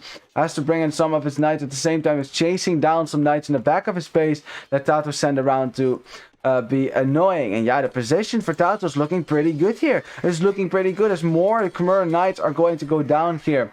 TaToH buying more food so he can get more pikemen, more knights out, getting closer and closer to Jordan's town center. Having armor on your knights definitely helping now that you're fighting under a TC. As some villagers are about to go down, look at that, look at the Eco Kitty rise there for TaToH, and Jordan is losing more and more villagers there, and that is not good. That does not bode well in a cavalry war. Now Jordan still has 72 villagers, so he's not like dead or anything. He's on 3 TCs after all, but that was a pretty hefty loss there to take. And TaToH still has almost double the military that Jordan does. And TaToH, he's going to come forward right now, using that momentum, never letting that go, sending the villagers forward, dropping a forward castle on the wood line, on the TC, right on the barracks as well. That is great play here from TaToH. And TaToH is looking to take game 3. Looking to take game 3. It's looking pretty good for him now. Jordan is going to have some sort of miraculous counterattack here to deal with this now, because we have a siege workshop coming up. We've got monks to protect this. We've got a castle that will go up. It cannot be denied. TaToH using his momentum right. He uses the momentum of his attack to make sure that Jordan can never counterattack and can never deal with his castle, and that will go up on the wood line. And Jordan will have to move his wood line somewhere else. At the same time, knights massacring this wood line as there is an overchop now, and Jordan is not paying attention to this. There's so much to pay attention to already, and more villagers going down now for the German player here. Oh god, wow, in just like 2 minutes time, TaToH turned his entire game upside down. 2 minutes time. Right, like it was even, and now it's completely in the favor for TaToH, who is now 27 villagers ahead. 73 for Jordan, 99 for TaToH. Jordan dropping a TC on a wood line in the back. That's how desperate he is for more wood. He is desperate for wood because he just lost this wood line over here. This wood line isn't accessible. He has to have wood. This is the only wood line he has right now. Wow. Damn, man. Damn, TaToH, the master strategist, created a strategy and boom, struck all in one blow, and it's almost too overwhelming for Jordan to hold right here. He's just spamming pikemen right now. He's not making knights at all. Not making knights at all. Second armor upgrade coming in now for TaToH, so these knights are going to be much better at raiding in a second just now. Let's see. Is he aware, by the way, that there's a second town center up? He does not know that. We can see the farms. He cannot see the farms. That's a spectator bug. Yeah, you can't see that, but he is going to find out about it now. Yeah, now he sees it, so now he knows that there's a TC here. He knows he has another target to hit. As TaToH is getting a TC up in the middle of nowhere, sending a ram in to start ramming down these barracks as well, so that the production for Jordan is going to get worse and worse and worse. Still spamming his own pikemen as well, because there's no reason not to make pikemen with Franks if you're up against Khmer. Like, why not? Give yourself an advantage. Look at the army count. It's very similar, but for Jordan, it's mostly pikemen. I guess the knight numbers are rising again, and look what TaToH is getting. He is making throwing X-Men. Let's go! Throwing X-Men are awesome against pikemen. They're like a straight infantry counter. They throw an axe, which is an ranged melee attack, and pikemen will absolutely die to that. You also get an attack bonus, I think, versus the pikemen. So yeah, that's fantastic. I think so, at least. Let's see. Infantry attack bonus. No, actually no. It's just really good against infantry. Period. And started dropping another castle on another town center, and Jordan desperately wants to get a castle up himself, sending the knights around to snipe the siege. The pikemen are not in position, so Jordan could get some kills here, but the monks are about to get some conversions. You have 2 conversions coming in, 3 conversions coming in. The monks will go down, but so will the knights. The castle for TaToH will still go up, despite Jordan trying to counter with his own castle, which will also go up, but it cannot stop TaToH's castle. We'll just have 2 castles kissing for now. Yeah, and despite the siege going down here for TaToH, most of it, some monks going down, still has a great position, and TaToH clicks up to Imperial Age, something that Jordan can never do. And as soon as TaToH reaches Imp, I think that Jordan is going to call it quits here, and is going to tap out, because it's just the insane pressure from TaToH. The insane pressure for TaToH. Look at the worker efficiency for Jordan, 40%. That means that more than half of his villagers aren't working all the time. It's pretty over. It's very much over. And yeah, because it just gets worse and worse for Khmer if the Franks make it to Imperial Age, because then Franks get way better cavalry. They have the throwing axemen, of course, as an option. It's beautiful. Really well done by TaToH. He showed up to play this game, man. So strong. Like that attack, that attack where everything just went to shit for JorDan in like 3 minutes time was beautifully executed, winning the fight at the front, raiding in the back, raiding the wood line, all at the same time. Forward castle to follow up. It was great, And JorDan, he's thinking about a ram push. He's thinking about ram pushing this castle down. All that TaToH has to do is make a mangonel behind the castle and deal with that. Has a mangonel as well. Yep, that's being sent back now to deal with that as well. Pikemen engaging against the pikemen on the front. Knights being sent in to block the rams a little bit. Conversions about to come in as well. And there we have the first shots. And of course the mangonel should do wonders against the ram. And JorDan recognizes this is not going to be a win. He knows that TaToH is clicked up and he taps out. GG. Second win for TaToH. And what a masterful play from him. That was really well done. Really well executed. Especially because it was kind of a mirror matchup in what the players were doing, right? Both were going pikemen, both were going knights, both got upgrades around the same time, both with the same amount of villagers. It was very close, but TaToH outplaying playing JorDan there, gaining a lead with momentum, conversions, and then castles. Fantastic, really well done. Yeah, that was good. That was a masterclass in how to win a war like that. Like, if you struggle, right, when your opponent does the same strategy as you and you just have to basically matching what you're doing and you can't win because it's 50-50, take notes. This is how you do it. This is how it's done. Looking at the military count, yeah, much better military KD there for TaToH. And remember, they were making the same military, and Frank Knights aren't better than Khmer Knights. They aren't. But look, way more conversions for TaToH than for JorDan. That definitely helps. That swung a lot of fights into his favor. Way more kills as well. Yeah, you know, even though he made more military in the same time span. Economy, significantly better for TaToH, and especially look at the food economy. That's a 1400 food difference. That is your Imperial Age time right there. Same with the gold. Almost 2,000 more gold for TaToH. Fantastic. And of course double the stone as well for all those cheap Frankish castles, so that would never have ended either. If villager count, yeah, look, it's not even close. It isn't even close. And you know what the worst part is? Look at this. This is a pretty instructive number. This is the total amount of villages created. It's almost the same between the two players. Because TaToH was putting pressure on JorDan. JorDan never got beyond 88 villagers, right? That is how good pressure is. This is why defending is so difficult. Because, yeah, you can, even if you're really good at making villagers continuously, that's nice. But if you keep losing them, you're still going to fall behind your opponent. Big time. Because TaToH and JorDan invested the same amount of food in villager production, except TaToH actually got all the villagers. JorDan did not. So, yeah, TaToH definitely on the, definitely ahead here. Now let's see how JorDan is going to counter in game 4, which we do have the ID for already. If there's some spec delay, I'll show the draft again. So let's see if we can get into that. This was definitely this so far was the best game of the set for sure. This was the best game of the set for sure. But we still have many more games to follow, I am sure.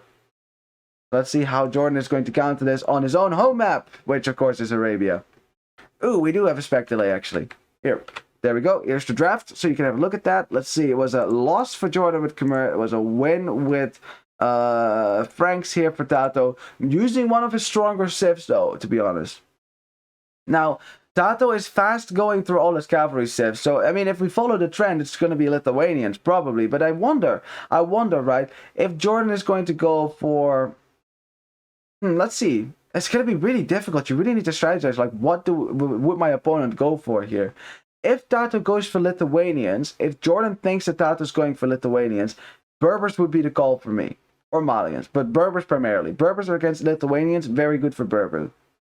But if JorDan thinks that it's going to be anything else, right? Sicilians might be nice against any of these civs as well. Because Sicilians, again, do really well. They're a very versatile civ. Mayans is still in the pool as well. For JorDan, and he can go for Tatars easily now because Indians are taken out of the picture, and Tatars do well against the other civs. You know, even though Saracens and Byzantines do get camels, you know, they're not as good at countering Tatars as Indians and Berbers are. And then we have Malians, you know, this could be a good save as well. I think my guess would be, I think JorDan is going to go for Berbers here, because he might expect Lithuanians from TaToH, because that has been a trend line. And if TaToH expects that, he could go for something else instead, like Byzantines maybe, Saracens maybe, Japanese maybe. Although likely he's just going to go for Berbers himself. I knew it. I was half right. But JorDan then he didn't listen. Anyways, welcome to the fourth game here between TaToH and JorDan. And TaToH indeed has continued the cavalry trend, has picked Lithuanians. And JorDan unfortunately did not pick Berbers, he picked Tatars instead. Now Tatars do get camels, right? So you do have the opportunity to counter your opponent a little bit at least. But Berbers would be a much better civilization to counter Lithuanians, honestly. Like, Berbers do really well against most cavalry civs because of their camel spam. And the fact they can spam more knights as well. Now, JorDan might just go for cavalry archers again, which, of course, might be a really nice counter to the knights, especially to the Lithuanian knights with the extra attack if you get the relics, but still. Yeah, I mean, that would have been a good counter pick, honestly, for JorDan to go for Berbers here. That would have been my guess. But still, Tatars can be really strong and have camels, so it's not, we're not in a situation here where it's like a civ win for TaToH. Not at all. This is going to be another even game, and we'll see how JorDan is going to fare. Take a sip of water. Now, one thing though, JorDan should definitely try to win this game. I mean, he definitely should anyways, because to win this series, you kind of need to win games, right?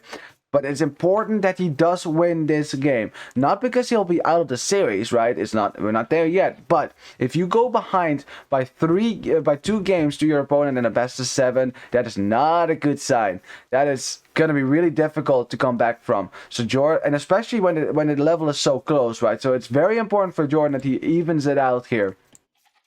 Because if you fall behind now, that's not going to look good for you in the series. Although, again, stranger things have happened. I mean, even TaToH himself, this very tournament, got ahead by 2 games, and then ended up still losing. It sometimes just happens. Reverse sweeps have happened, do still happen, even at the high level. So it's still definitely something we need to keep in the back of our mind. Now, looking at the base here for players, we have a back gold, main gold there for TaToH, very nice. We have a back berries as well, but it's kind of open on the right side, so I guess the berries are a little bit more exposed. You know, pressure is about to come in from this side, right? So the gold are to the back of that. We got some nice wood lines. I mean, it is fairly wallable, this map. It's fairly wallable. The wood lines are kind of far away, so it's still a big wall off, but it's fairly wallable.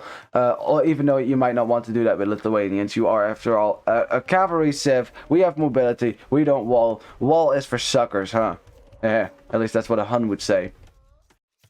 Well, we should probably also check the extra gold. We have an extra gold right here. It's very close by. It's kind of nice, actually, but it is towards your opponent. This one though is also kind of nice. Like, both these goals aren't very far forward. Like, they're not in the middle of the map where it's very exposed.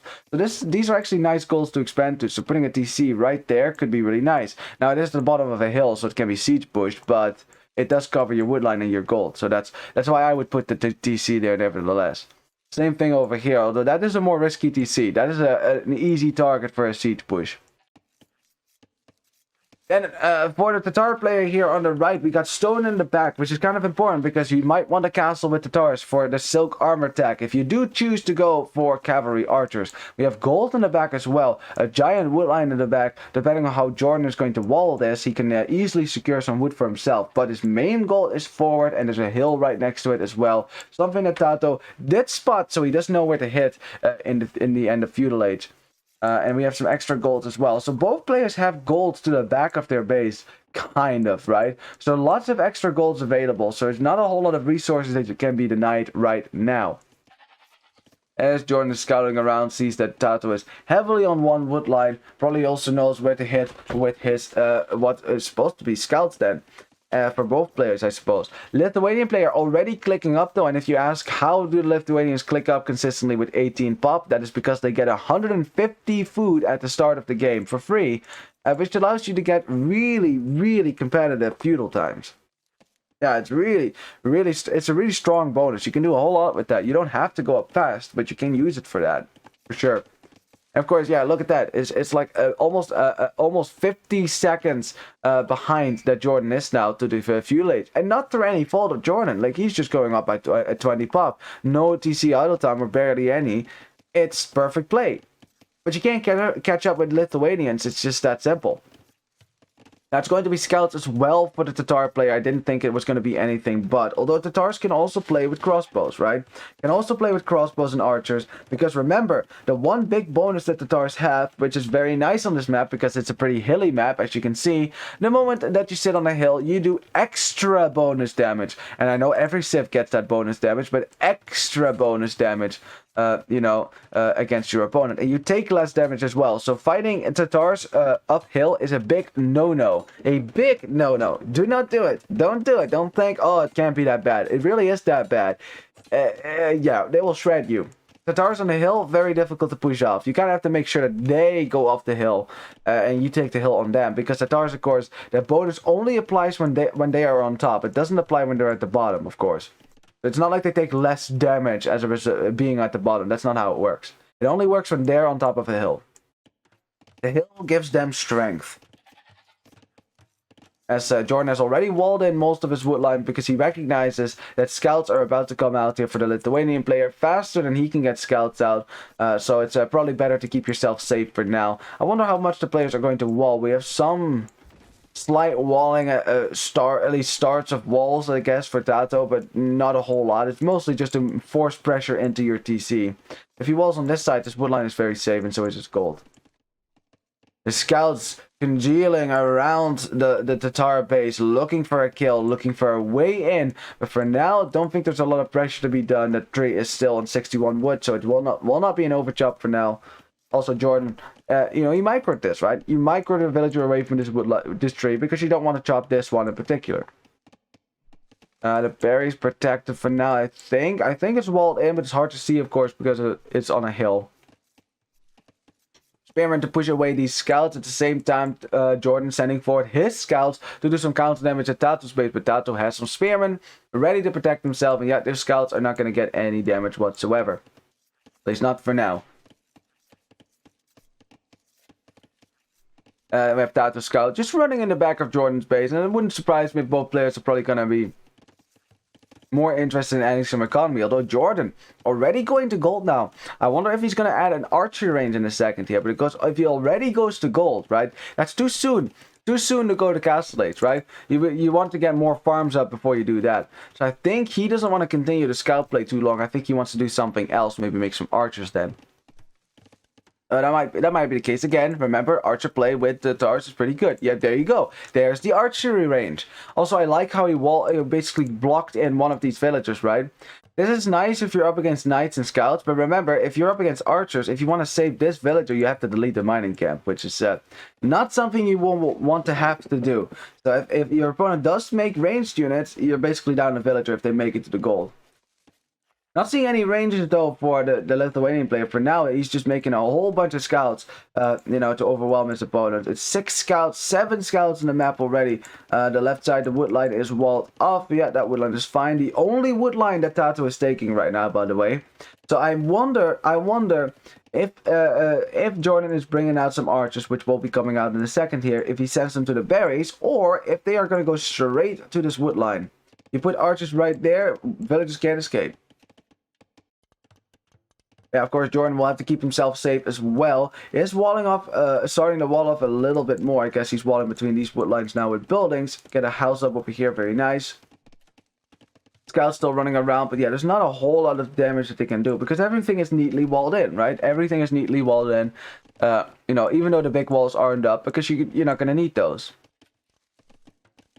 And lots of scouts then. 8 scouts created by TaToH. So he's getting upgrades on it. So TaToH, he's looking to invest in the feudal age here. He's looking to invest in the feudal age. Yeah, he also knows, of course, that JorDan scouts are right there. He might just focus them down with his own scouts then. That's a lot of scouts, right? A lot of scouts. JorDan, he was clicking the attack upgrade. I guess he wants more upgrades on his spearmen to send them forward. Yeah, there they go. Spearmen together with archers should already have fletching as well. So this army is difficult to deal with, even though these scouts are about to have a lot of upgrades. They get bloodlines as well. That's a good start to fight this here. As TaToH, because he was patrolling, the archers shot at the scouts, and as a result, TaToH now knows that the archers and the spearmen aren't there, and he goes for the counterattack. And JorDan, that's not enough spearmen to protect yourself. Not enough spearmen to protect yourself. JorDan is gonna have to make some more spears to push away these scouts as he's bringing forward the counterattack. As now TaToH is going to go to gold as well. This is a normal time to go to gold as a for a scout build. Getting armor upgrades as well on his scout, so he can engage against spearmen if necessary. Brought his own spears as well to match those of JorDan, and JorDan still has to defend his base. That no villager has died so far is very sus. Very sus. Now the archers make it to the wood line though. A tower going up for TaToH because he recognizes this is the only safe wood line I have. I have to hold this wood line. Cannot lose it. Cannot lose it. That's impossible. I mean, it's very possible, but it's very difficult to continue fighting if you lose your wood there. As the scouts run into the spearmen, not the best there for TaToH. He wanted to get through. The pathing was through the houses, which is not ideal. It's losing a scout there for free. It's gonna get bloodlines as well. It's maybe the most important upgrade to get right now. Of course, it is gonna prolong his feud rate significantly because to get all these upgrades, that's really expensive. But luckily for him, JorDan also got upgrades. And one thing to note, by the way, TaToH infantry worst in the game. Look at that, lack 2 armor upgrades. So your spearmen, this is as good as they get. As good as they get. You know, you can get the attack upgrades, but that's about it. Defense-wise, it's going to be awful. Now, TaToH did wall out this pressure, but yeah, JorDan is looking to push in further here, but TaToH is behind with the scouts, looking to engage against this as well. Has all the upgrades. That's 9 scouts on the field as well. That should be enough to clear this. Should be enough. Makes a hole as well and engages against this army before JorDan can do any damage with this. Kills the spearmen first, I should think. Yeah, the spearmen are down now, but now you're still at 8 scouts, and look at that. Really good. The entire army for JorDan should go down here, and there you go. A nice clear up for TaToH. At least these scouts have gotten some value. Stop the counterattack from JorDan, and that's really good for him. Looking at the food count, both looking to click up to the village here. I think they both decided that, no, we're not going to get to do any more damage now. As JorDan still sending forward some archers as he clicks up the castles, and TaToH is going to follow suit. Although he is buying stuff, so it's significant. TaToH is like really willing to use the market, you notice that. Like JorDan doesn't use the market as often, whereas TaToH often just builds a market just so he has one so he can use it. I find myself doing that more often than not either. Like I like to have a market, even though it's not my second building necessary to click up. I still like to have a market just in case I need to do stuff like that. Of course, it is 175 wood to invest, so it's still an investment, but one that often pays off more than often than not. So we have a house to block this army from running through here. So yeah, JorDan cannot run in here so easily. It's walled on the right side as well. But again, remember, wood control is going to be a problem for TaToH if he does not get a town center up somewhere. Like right there would be a nice TC. Right here would be a nice TC on wood. You need to get some more wood control because this one wood line is not good enough. It's going to run out at some point. The tower is nice for now, but yeah. Of course, the problem with getting a tower is that getting a tower up is one villager for JorDan. It doesn't even go down. The KD is still 0 to 0. There you go, KD at least. Of course, now that TaToH did drop a tower, does mean that he can't get a TC easily in the next 8. But of course, he can just buy one, so there's that. I also wonder how heavily he's going to go for knights, right? Because if you're going to go knights, and I see 3 stables going up for TaToH, so I guess that answers our question. All the knights for now then. Because 3 stables, that's too expensive to produce on multiple TCs. Can't afford that. That doesn't work. Right? Unless you get like 60 villagers, then you have a good economy to spam from 3 TCs. But you're not quite there yet. As we have cavalry archers now coming out for JorDan. Because of course it does. He is TaToH after all. And cavalry archers with TaToH immediately get benefit from that hill bonus as well, and from thumb ring that you get for free. as crossbows are being very annoying here. And again, already have Thundering as well. So TaToH a little bit on the back foot here. Has to get a bunch of knights out. He's getting the +2 on his knights as well.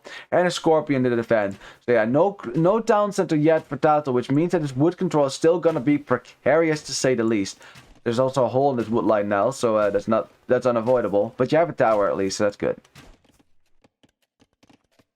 Now, if you're going to go knights against Tatars, right, at the very least, Tatars might be one of the easiest civs to go knights against. Yes, they have camels, so I guess that's not entirely true, but their pikemen are absolute trash. Absolute trash. And maybe Turks are easier. You know, they don't even get pikemen. It's just spearmen for them. Nice shot there with the Scorpion on that army from JorDan. He's hoping they'll meet up with these crossbows in the middle. But yeah, the knights are already here. They are +2 with bloodlines. So the knights are pretty strong there. Yeah, but I think TaToH is going to need a few more knights to reliably take the engagement here against those crossbows. Now, TaToH has not seen the cavalry archers just yet, but he's about to. He's about to because they are coming his way. He should be able to see them now.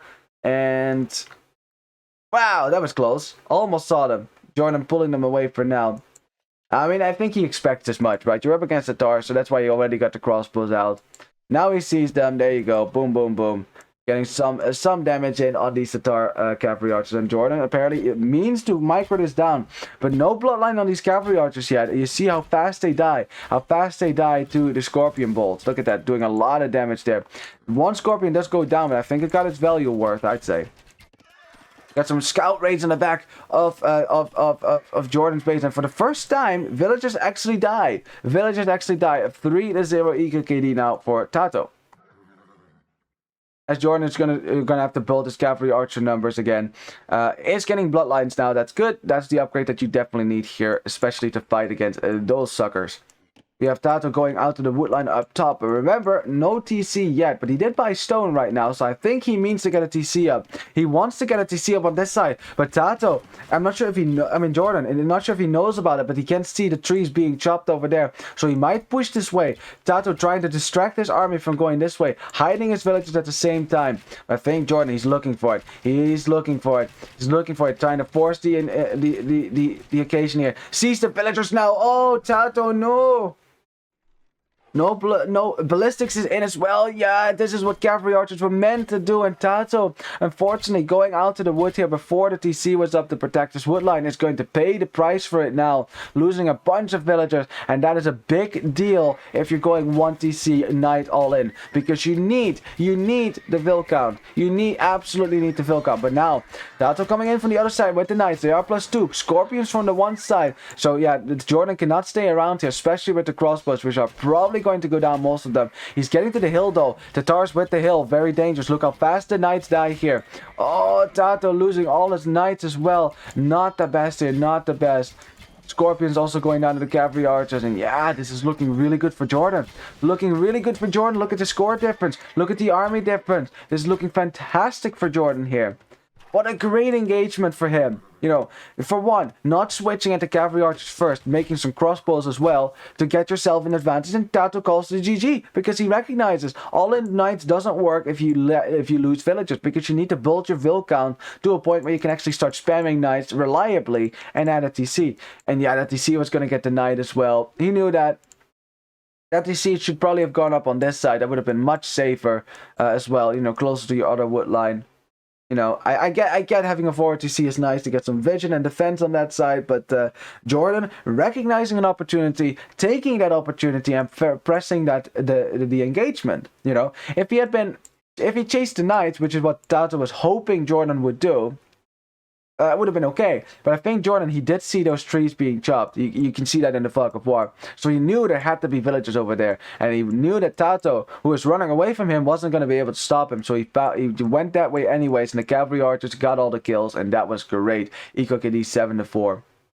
Yeah, really well done by JorDan. Finding that advantage and getting that advantage. And then, you know, you're 1 TC knights and you're down 11 villagers. It's yeah, that's not the best. Not the best. Alrighty, well that evens out the set. Very important victory for JorDan because now the set is still alive. We're going to game 5 and we still have no idea who's going to win this set. Either player could win this easily. This is so close. This is what we were hoping for and a man has to deliver. Yeah, KD slightly better there for JorDan. That's mostly villager kills though that he gets, 7 more than TaToH got. So that's, for the rest of KD was pretty even. Yeah, but the army high was much higher for JorDan as well. That's something to keep in mind as well. Got a few more resources there, especially wood, I guess, because of course he's heavier on wood to get more cavalry archers out. Society-wise, more villagers for him in the end. Didn't lose as many, and APM-wise, Cabarrel very close in speed as well. GG! Let's go into a game 5. And normally when I say that, that is the last game of the series, but no, we're not even, we're just halfway. We're just past halfway now. Can you imagine? Can you imagine? Let me update the score and we'll go into game 5. Because I do have the link, unless you want to look at the draft. There might be some spectator delay, so if there's some spec delay, we can look at the draft real quick, if you'd like that. Let's see. Because they might just go right into the next game here. I'm not sure why there's sometimes a spec delay and what sometimes not. Okay, 100 seconds of spec delay. Great. So we do get to look at the draft. So a win with Tatars for JorDan. A loss with Lithuanians. Alrighty. Now, TaToH is out of cavalry civs, right? Saracens, yes, they get knights. They get camels with more HP. But that's not really how they're played usually. They're mostly played as an archer civ. So, Byzantines are... I still struggle to call a civ without bloodlines a cavalry civ. I'm sorry, Burgundians. It's just true. I mean, yeah, Burgundians are a cavalry civ, I guess, but yeah, you know, no bloodlines, man. I mean, at least Franks get the HP somewhere. You know, they get more HP even though they don't have bloodlines. So yeah. Now, unfortunately for JorDan, despite not picking Berbers there, he did get a win with Tatar, so that's nice for him. Now, Berbers, when are you going to use that? I mean, you can use it at any point, really. Berbers are really sick. I think JorDan's draft looking really strong here. Mayans is a great civilization. Although you don't want to find yourself up against Japanese longswords, though. That's not a matchup you would like. I think JorDan probably going to go for... I think Berbers. Or, yeah, I think you might go for a cavalry civ here. That would be my guess. But of course, it's just a guess. You're gonna probably get an archer civ against you now. So if you want to go for Mayans to counter that, that could be an option. But of course, you don't want to lose a strong civ like that early on in the game right now. That might be a pick for later, right? A really strong game 7 pick, for example, just to save that. TaToH, though, probably gonna go for... maybe Japanese here? Do you want to give up your Vikings already? Because if you pick Vikings, if you get Sicilians against you, that is not a good sign. So Sicilians is a great option as well against SD civs as well. Very tanky units, very strong, very dangerous to deal with. Kapow, let's get into the game. And welcome to the 5th game between TaToH and JorDan. And TaToH has indeed gone for Vikings. But JorDan picked Sicilians. I just mentioned that. Sicilians versus Vikings. Better matchup for Sicilians. It's definitely better for Sicilians, I would say, because Vikings, they don't have strong cavalry. That is the one weakness, right? The 2 weaknesses that Sicilians have. Heavy cavalry and cavalry archers. And Vikings get neither. At that point, right, the best option you then have against Halberd Cavalier, which at some point might come out for the Sicilian player, is Halberdier, which is still not very good, but at least it does enough bonus damage that you still end up doing enough damage to kill it. Well, Vikings don't get Halberdier. They do get chieftains on their pikemen, but that doesn't really help too much in this engagement. So then at that point, if your opponent does go for Halberd Cavalier with 8 pierce armor, as in don't go Arbalest, that doesn't really work well. If that happens to be the case, the best option that TaToH has in that case is Berserks.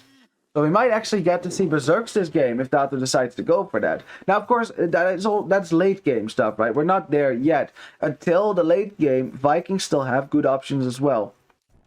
You know, it's not like Sicilian Knights or anything special against archers in the mid game, right? If you get a master crossbows out, as JorDan actually lamed some goats here. If you get a master crossbows out, it's still going to be difficult for the Sicilians to deal with, you know. And of course, Vikings can't make the mistake of making camels against Sicilians, so there's no worry about that. Although they can make pikemen, which is, it's better than making camels, honestly, but not by far. Not by far. Anyways, that's so far about the matchup. That's my expectations for the game so far. I mean, depending on how long the game goes, how far the game goes, it should get better for Sicilians. But until then, Vikings still have the better eco, right? Better eco, so they can get a lead that way. Fast Imp Arbalest is still very strong, despite Thumb Ray no longer being in the technology tree for Vikings. Now, we do have a lot of wood lines here for JorDan. They've, for TaToH, they've consistently had 4 wood lines. Wow, lucky bastards, man. Lucky bastard. Even if those wood lines sometimes were kind of weird like this, but still, 4 wood lines is 4 wood lines. And also makes this map rather wallable. You can wall there, wall on the front, wall this, and then I guess this is a bigger wall up, but I think you can do it if you commit to it. If you do wall that, you have berries in the back, you have gold in the back, you have an extra gold in the back as well. Everything you could hope for. The only thing you would want is a wood line in the back as well, but yeah, that's not available right now. So, wallable for TaToH, if he wants to keep himself safe, that's possible. And I think, being Vikings, you kind of need to wall to keep yourself safe a little bit. I think so. As for JorDan, though, JorDan has a more open front. Slightly so, but still more open. It has wood lines in the back, though. This wood line is very safe, especially if you wall out from this, you know, like that. And this wood line is rather safe. It's not as wallable as TaToH's map, to be honest, the way this wood line's generated, but still, it's doable. It's okay. Sicilians don't need to wall as much, of course. You have berries on the front, though.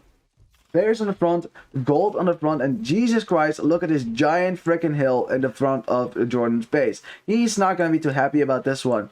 This is a hill you probably need to castle at some point.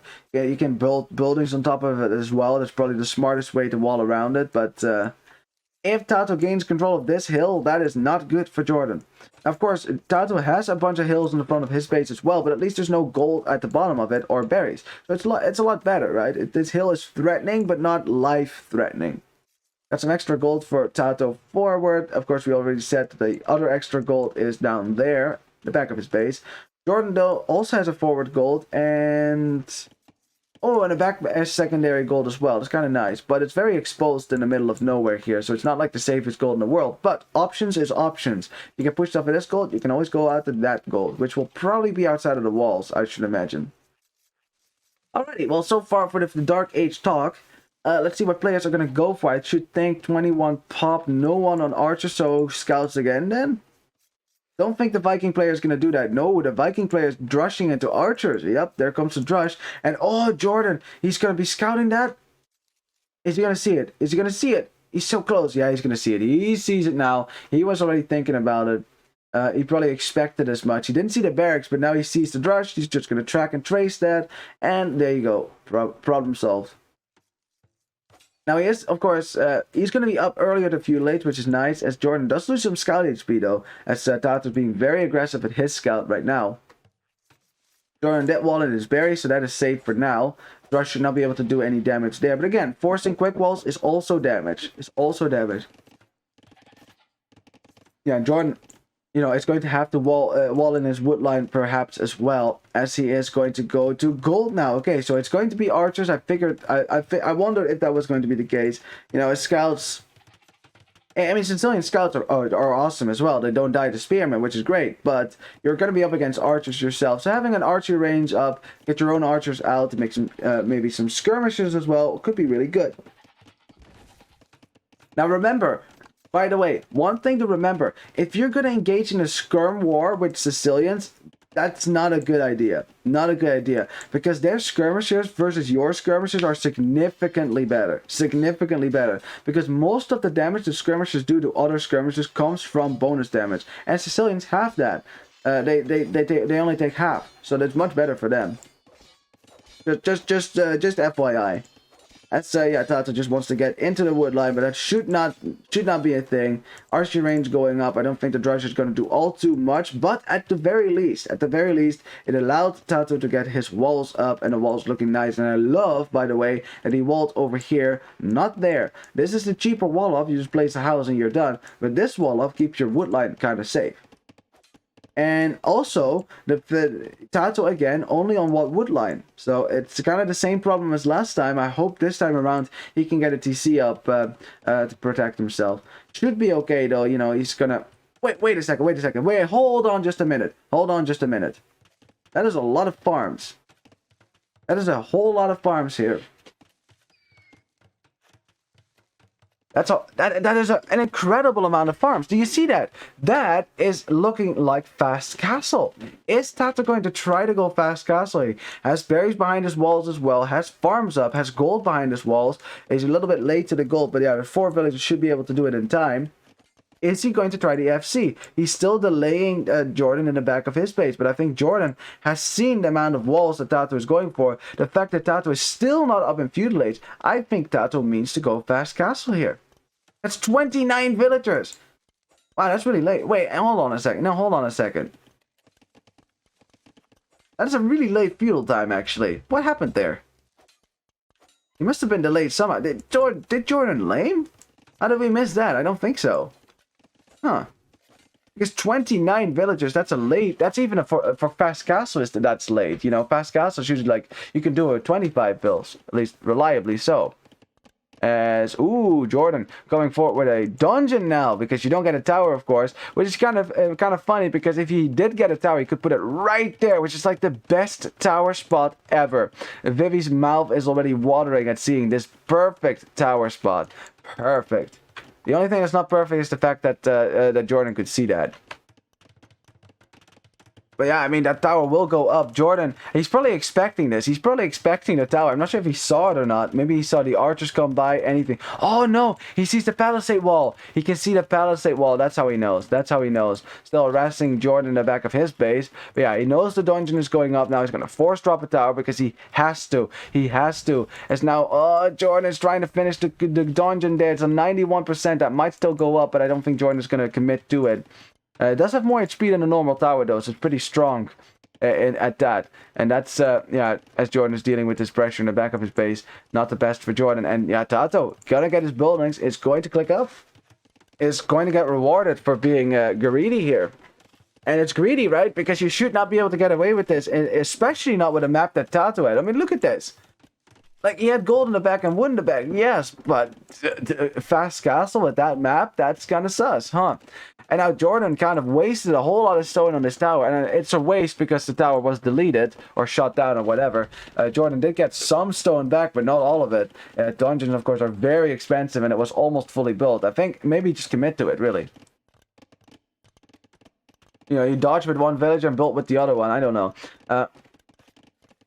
Like, it's better to have that tower up, because at least, right, at least TaToH will have to idle his wood line even longer now to destroy your dungeon. So, I don't know, that's, it'd still be worth it to try to force it down, because now you lost a lot of stone, as he's actually selling his stone to buy some food, because he knows TaToH is up, and JorDan is not going to be up here. It's looking good for TaToH, man, it's looking good. He's going to have some crossbows out to start with, he's going to have a fine food economy to get his upgrades. Looking really good. I mean, yeah, going up at 33 villagers is not the worst in the world. I mean, that's like a villa mount that almost looks like fast imp, to be honest, man. It's not fast imp, don't worry. That's not. If that can happen on Arabia, you're really doing something wrong as the opponent. Like, if you allow your opponent to go fast Imperial Age, oof. That means you've done absolutely nothing to harass their base, because that's not possible if you get harassed. Very tight build order. Cannot take any damage, and it takes a long time to execute as well, which is why that's usually a build order that you can only see on Arena, not so much in Arabia. As JorDan is gonna get himself a walled on the right side, probably knows, you know, Castle Age is about to come in for TaToH. At least he just clicked up himself. He's gonna be full 2 minutes behind though, so he needs to keep himself safe until then, because crossbows are on their way. There come the crossbows of Forest Villager for a siege workshop, perhaps. And yeah, TaToH is looking to do some damage. Also making a knight as well, just in case JorDan decides to defend himself with some skirmishers. As, oh no, the wall up for JorDan, and there's a hole. Oh god, and it's gonna be crossbows in a second here as well. And TaToH's gonna get away with this. He is totally getting away with this now. What a disaster for JorDan. I mean, at least if the walls are up, that still slows down your opponent for like a minute, right? Maybe even crossbows, but yeah. As TaToH's not actually getting that upgrade right now. Hold on a second. TaToH. Upgrades.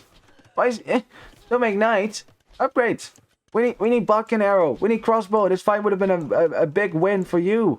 Now it's even for JorDan. JorDan is very happy with this. He's probably like, well, it's not crossbows yet, so let's kill these archers before they are crossbows. Yeah, the archers go down, and I wonder what the deal with that was. Is TaToH is making Viking knights.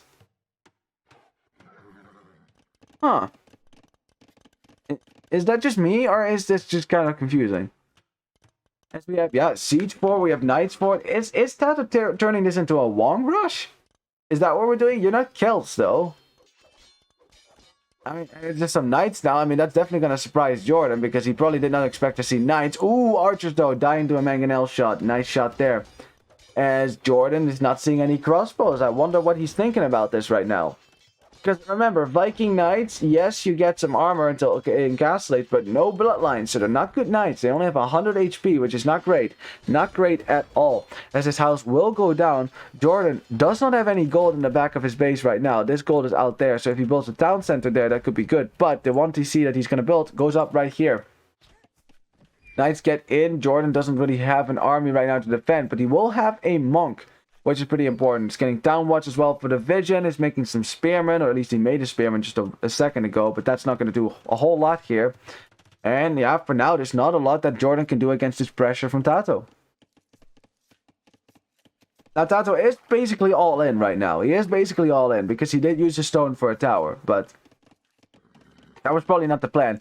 TC does go up, so it will at least keep this pressure out for now, especially because it's Viking Knight. Not very good. Not very good. Yeah, TaToH will just start besieging this TC from the left side. And yeah, JorDan is going to drop his own siege workshop to get his own mangonels out to counter that. Very nice. We have Town Watch in as well for TaToH, because he wants to be able to see if JorDan goes for a counter attack. Also wants more vision on his own outpost. Although JorDan is not too happy about that, is going to try to kill this villager with spearmen. But unfortunately, a guy with a literal spear cannot beat a woman who is just holding a hammer. I don't know, man. Like, that spear, you just poke him. In reality, right, spearmen should win that. But, not because it's a villager. Villagers, shouldn't be able to fight. But, hey, spearmen, of course, are, like, the weakest unit in the game, really. Unless it's against scouts. That's, like, their only good matchup. Knights are alright, too. More siege coming forward for TaToH. Yeah, he's adding monks. He's adding siege. He's adding knights himself. He's basically Wong rushing JorDan right now. Going fast castle. He's going drush fast castle. This is, in essence, this is a Wong rush. In essence, that's what this is. It's siege, as we have a 1-for-1. No, both players dodging the shot. Very nice. In essence, this is a Wong rush. And JorDan finds himself kind of in the same situation. The question that I have to ask now: do Sicilians get redemption? That's an important question. As JorDan walled in most of the siege, as TaToH gets to the lead and therefore gets to the mangonel kill as well. Very nice for him. He's going to get the house down as well. Yeah, JorDan sneakily finished the walls behind TaToH's back. Yeah, so TaToH now has to break through once more. Does so on the right side though, but of course the monk can't be anywhere near this. As JorDan right now is keeping these archers in his DC to get some more attack on his DC as a result of that. More mangonels going forward now, and there's a reason why Wong rushing is so strong. It's very difficult to counter. The one thing that you need here is redemption monks, and I'm really struggling to see. Wait, do Sicilians get redemption monks? Let me just check that. They don't get redemption? Oh god. Oh god, no. Yeah, you're right. I'm looking at the tech tree right now. They don't get redemption. They don't get redemption. And also, how you doing, Ettercup Cabal, man? Good to see you, man. Good to see you. Don't get redemption. That is like the one technology that you desperately need if you were defending against the Wong rush, because you can't convert the siege that way. You'll just get converted all the time. As TaToH takes a shot there on the mangonel, but yeah, now goes forward and yeah, kills the mangonel with the lead as well. And oh, JorDan. I mean, we have seen Celts in this tournament, but never have I seen a Wong rush this tournament yet. Or at least, I mean, there were some attempts to go forward with siege, but Celts just never got there. But Vikings, hey, TaToH got away with it, and this is exactly how you would do it as well. Remember, the most important thing about a Wong rush is that you're up fast. You need to be up fast enough to stop your opponent from getting to castle before you and also getting all the options out to counter you. As we have a delete now from JorDan. Very nice. Gets a mangonel on the hill. Really good from him. But yeah, that siege workshop will go down. JorDan is trying to defend himself, but knights with +2 are raiding his villagers to death there. The vill count has even out of eco kitty is 7-0, and JorDan's probably looking at that and he's like, this is hilarious. Screw you, TaToH, for going wrong on me. How dare you? With Vikings even. Not even with Celts. Remember, with Celts, your siege fires faster. This is much stronger with Celts if you do this. You know. Yeah, Vikings getting away with it. But of course, this is not entirely a long rush because look what TaToH does on the back foot. Adding TCs on stone, on wood. So he definitely wants to get a castle up. He wants to get a forward castle up. And we saw how strong that was in game number 3 or 2. No, game number 2. TaToH's gonna win this game. Probably. Unless JorDan miraculously defends himself here. But he's going to have to find a way to do it soon. Because, again, this has been really good from JorDan, by the way. He keeps blocking out. He keeps blocking out TaToH's army, right? TaToH keeps having to push his way through the house again. Of course, that goes pretty quickly because it's just a foundation. But still, that is good, right? But as long as the floodgates are open, more military can come in as the siege workshop is down. And yeah, JorDan, without a siege workshop, you cannot defend yourself against mangonels. And he's probably laughing at this right now. I cannot believe that TaToH freaking long rushed me. And TaToH taking game 5, an important game there for him to win. Yeah, G to the G indeed. Wow, what a performance. That he got away with this is just fantastic. Again, to all the people that are complaining that this Arabia doesn't have a lot of strategic diversity, I'm just kind of railing on the people on the forums. Fast castle, Drush fast castle, Wong rush. You tell me that Arabia is not strategically diverse, please. GG indeed. Wow, what a performance from TaToH there. It was great. That was fantastic. And JorDan now, it's a match point for TaToH, so JorDan now has to win the next game if he wants to stay in the tournament. And I mean, of course, for JorDan, if he's going to be kicked out of the tournament, rather by TaToH than by anyone else. But of course, he'd rather not get kicked out of the tournament at all. So, oh boy, I should imagine that fireworks are going to happen in the next game, or at least the next 2 games. Let's hope for that, at least. Yeah, KD, look at that, 33-15. JorDan never really had the military on the field to defend himself, and no redemption monks. That is so smart from TaToH to recognize, hey, Sicilians don't get redemption. I could actually do this. I could totally get away with this. And it's not like you can just do this with every map. I mean, TaToH made it work with a tower and things, but still. Economy much better for him. I mean, this is like Wong plus, right? It's like Wong plus economy, which Wong does nowadays, actually. When he does this, he actually adds economy as well. Like he used to in the good old days. He used to go for this strategy, and it was a real all-in strategy. Just made no villagers, everything into military, and if it failed, he was dead. If you survived the storm, you won. But more often than not, you just didn't survive. But look at all that pressure. Not a single villager lost by TaToH because JorDan never got forward. Never came forward. That pressure from TaToH looking really good. And I'm not sure if that was if he just wanted to go fast castle crossbows, if that was the plan. But deciding to switch into knights and siege there, even though you're Vikings, proving once again that Viking knights can be useful, you just need to make sure there's no counter on the field. That is either camels or pikemen or opponent's knights, which are going to be better. GG. Wow. Alrighty. So that's a win for TaToH. And let's see if the 6th game is already available for us. Yes, it is. Awesome. Let's go. Let's keep going on here because I'm really hyped for this now, man. Let's see if I can find the game already. Is it in the spectate games thing? There it is. Perfect.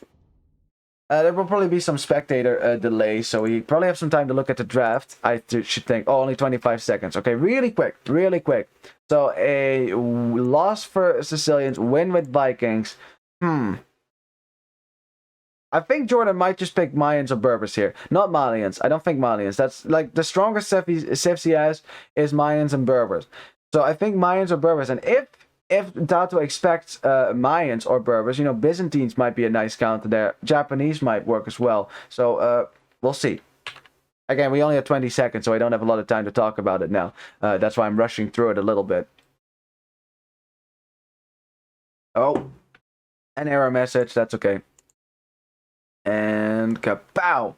Alrighty, welcome to the third game, and JorDan has gone for Malians? Wow, okay, surprising me. I thought he was going to go for Mayans or for Berbers, you know, which I consider to be stronger civs, but JorDan disagreeing with me here, evidently has a strategy prepared with Malians, has, you know, things that he can win with that.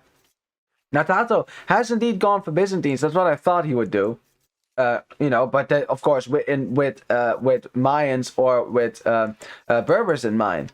You know, because yeah, I don't know. The Byzantine seemed like a nice civ to have that as a counter with a lot of pikemen, cataphracts if you need them. I mean, cataphracts would absolutely wreck eagles. Just saying, like absolutely wreck eagles. So that's yeah, but in any case, that's not the situation we're in because Byzantine Malians, that's a whole different matchup. So I kind of wonder how that's gonna go. Malians, of course, have great infantry. Yeah, they have great infantry, full upgrades on those, and of course they get extra pierce armor per age, so that's very nice. But Byzantines get great trash as well. They get all the counters in the game that you would need. You get cataphracts, of course, which of course are very nice against the infantry from the Malian player. Of course, remember, with Byzantines, fast Imperial Arbalest is always a possibility, a very dangerous possibility as well. There have been very good players that have been caught off guard by fast in play from the Byzantines. That's definitely something to keep in mind as TaToH comes forward here. I wonder if he's going to lane. I wonder if he's going to lane if he sees the Rhino. I mean, he's one game away from winning his quarterfinal, right? Having laming can give you a pretty good edge, but then again, right? Then again, you're up against your teammate, and you don't really want to win like that, right? Because it is a reason why we call it lame, right? Laming. So yeah, there's probably a reason why we haven't seen any laming. One, that both players probably don't do it as much, and two, their teammates, they don't want to be mean like that to each other. They want to win fair and square without getting an advantage like that. So that, you know, that's kind of mean. You know, honestly, before either of these players lames, I think they would rather push in a deer for their opponent rather than lame. I think that we're more likely to see that, which would be kind of funny if JorDan now pushes in a zebra for TaToH. Oh, no, but actually, JorDan, okay, JorDan's like, okay, I love you, TaToH, I love you, man, we are teammates, but, yeah, I don't want to lose this tournament, I want to stay in the tournament, so I'm gonna lame, he's gonna lame anyways, and TaToH's good faith in his teammate is not rewarded, as he can see, I think he saw the Rhino, come forward, but is he gonna be in time to stop it? I don't think so. I don't think so. JorDan just getting an easy lane there. And TaToH down a Rhino. Yeah, no, you can't be anywhere near this. Yeah, TaToH is just... I don't know. Maybe because in 5 games there hasn't been a single lane yet. Probably just didn't think it was going to happen because why would we do it? But of course, now this means war, right? This means war. If you have a pre-mill drush as well going up, which TaToH did scout, so at least he will know that this is happening. But...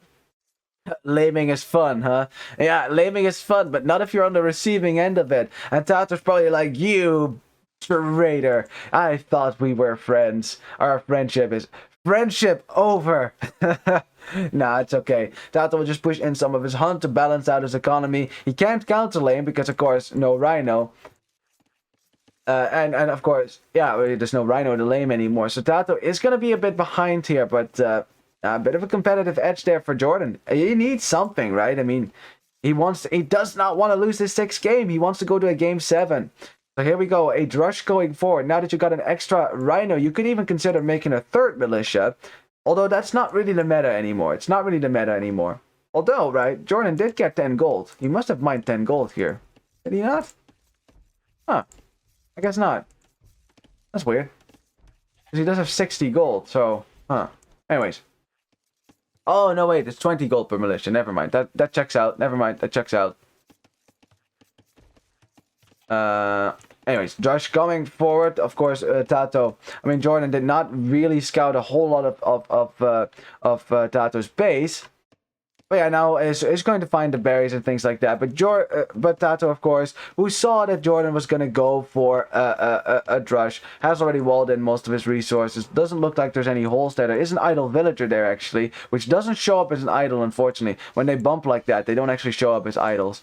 Yeah, JorDan probably knows he's not going to get a whole lot of damage in with his militia. TaToH's walling in a villager in the wood line with the lumber cap. Again, it's really safe, but again, if archers show up at any point, that villager has, if you want to save it, you'll have to delete the lumber camp. So that's worth it to you then, I guess. So if you're Japanese, that's definitely worth it, by the way.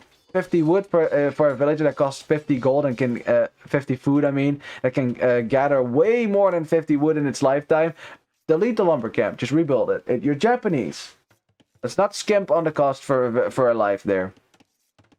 JorDan walling a little bit as well. It's going to be difficult to wall most of his map though, because I mean it is eminently wallable because the woodline here ending over here. So if JorDan knows that, which I don't think he does, no, he doesn't even know that woodline exists. So he's just going to wall like this. Ah, that sucks. He could have walled like this. Would have been really nice. This woodline would have been completely safe. Let's look at the drush, not doing anything.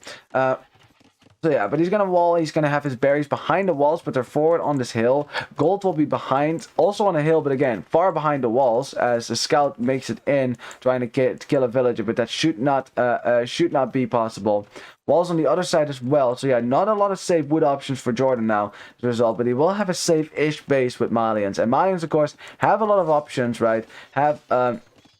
They can go for archers, they can go for cavalry, it's all possibility. Although, remember, Malians do not get special cavalry until Farimba. They don't get special cavalry until Farimba in the Imperial Age, the unique attack, which gives you +5 attack extra on your cavalry. All cavalry, by the way, that includes hussars. So Malians have some of the best hussars in the game. The best raiding hussars ever. Such high attack as TaToH's sending villagers forward? What was that? What was that? Do you think that was going to be a tower? I think that might have been a tower. I think he meant to tower. Yeah, that was a tower. He was going to tower, but then he saw that JorDan wasn't feudal age and then decided, nah, let's not. Let's just not. As JorDan now checking to see if there's a hole in the back of his woodline, which there is, so he's going to send a village around to deal with that. TaToH, yeah, of course, it doesn't have enough HP now to scout rush JorDan anymore. Both players switching into archers, no surprise there. As TaToH's like, let me out, kind sir. Yeah, that shouldn't be a thing. Archer range now going up for JorDan. He's going to make archers as well. TaToH, of course, being up the feudal age a bit faster without taking too much damage, already has his range up already, and is making some archers himself. Now remember, fast Imperial Age with Byzantines, very much a thing. So that's definitely something to keep in mind. It's definitely an option that TaToH has. And despite losing a Rhino, I don't think, you know, in the end, it ends up being pretty similar. But you can tell, right? The food count for JorDan is much higher than it is for TaToH. You know, TaToH has to invest in farms faster, not so much for JorDan. Although he is getting farms. But it's just a little bit of extra food. It just does definitely help you carry over into the next stage. I don't think there's a hole here. I don't think so. Although it looks really weird. Look at that. That looks so weird, man. Freaking hill. What's going on this side? Archers pushing away these militia now. Those militia will not be able to do any damage anymore. And there they go. And now the lion distracting the archers. So JorDan is actually going to get away with the militia. And yeah, TaToH gives up on those because it's not worth it. It's not worth it to chase those because they're not going to do anything. It's going to get the crazy walls up as well. Well, not crazy, but pretty big walls indeed. As a result, we'll have, you know, one safe woodline for sure. His main gold is safely behind those walls again. Berries are to the back, which aren't a problem. And TaToH's base is looking pretty good. Looking pretty good. Archer numbers steadily climbing, but oh boy, did you see that? Did you see that? JorDan selling a stone. He's going to go all in, and he wants to click up to the castle age as fast as he can. Now, he's going to get there faster than TaToH at this rate, as if he's not making, well, but let's see. 7 farms, not a whole lot of farms though, but I'll get there. Ooh, JorDan got housed, almost got housed as well, but that shouldn't be a problem anymore. As JorDan's still buying, he's selling his woods, buying food. So instead of making more farms, right, which is the cheaper, right, the cheaper way to get food, the most cost-effective way to get food. Honestly, you know, actually, it's the least cost-effective way to get food. Because any other type of food, yeah, except fish traps. Fish traps is more expensive. Because all the other food, you don't actually have to invest wood-ish in this, unless you have to build a mill. But yeah, so instead of making more farms, he's just selling the wood to make to buy food, which is that's doable at the start, right? At the start when the prices are still decent, but the more you do it, the less viable it is. As TaToH probably saw the score dip for JorDan and decided to sell his own stone to click up and have a competitive castle each time. Yeah, he's gonna click up right behind JorDan. So if JorDan was hoping to have a minute or two of crossbow play without a position.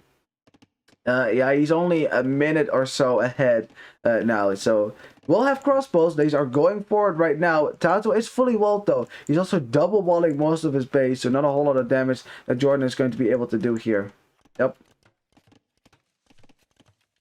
Now looking pretty good for TaToH still, I'd say. You know, he's going to have a very comparable castle each time. The only thing is that JorDan, oh, he means to go aggressive, all right? He means to go aggressive. He is not happy about that Wong rush from last game. He's like, you dare go aggressive on me like that. He drops a forward stable. That is really telling you that JorDan means to lay on the line here.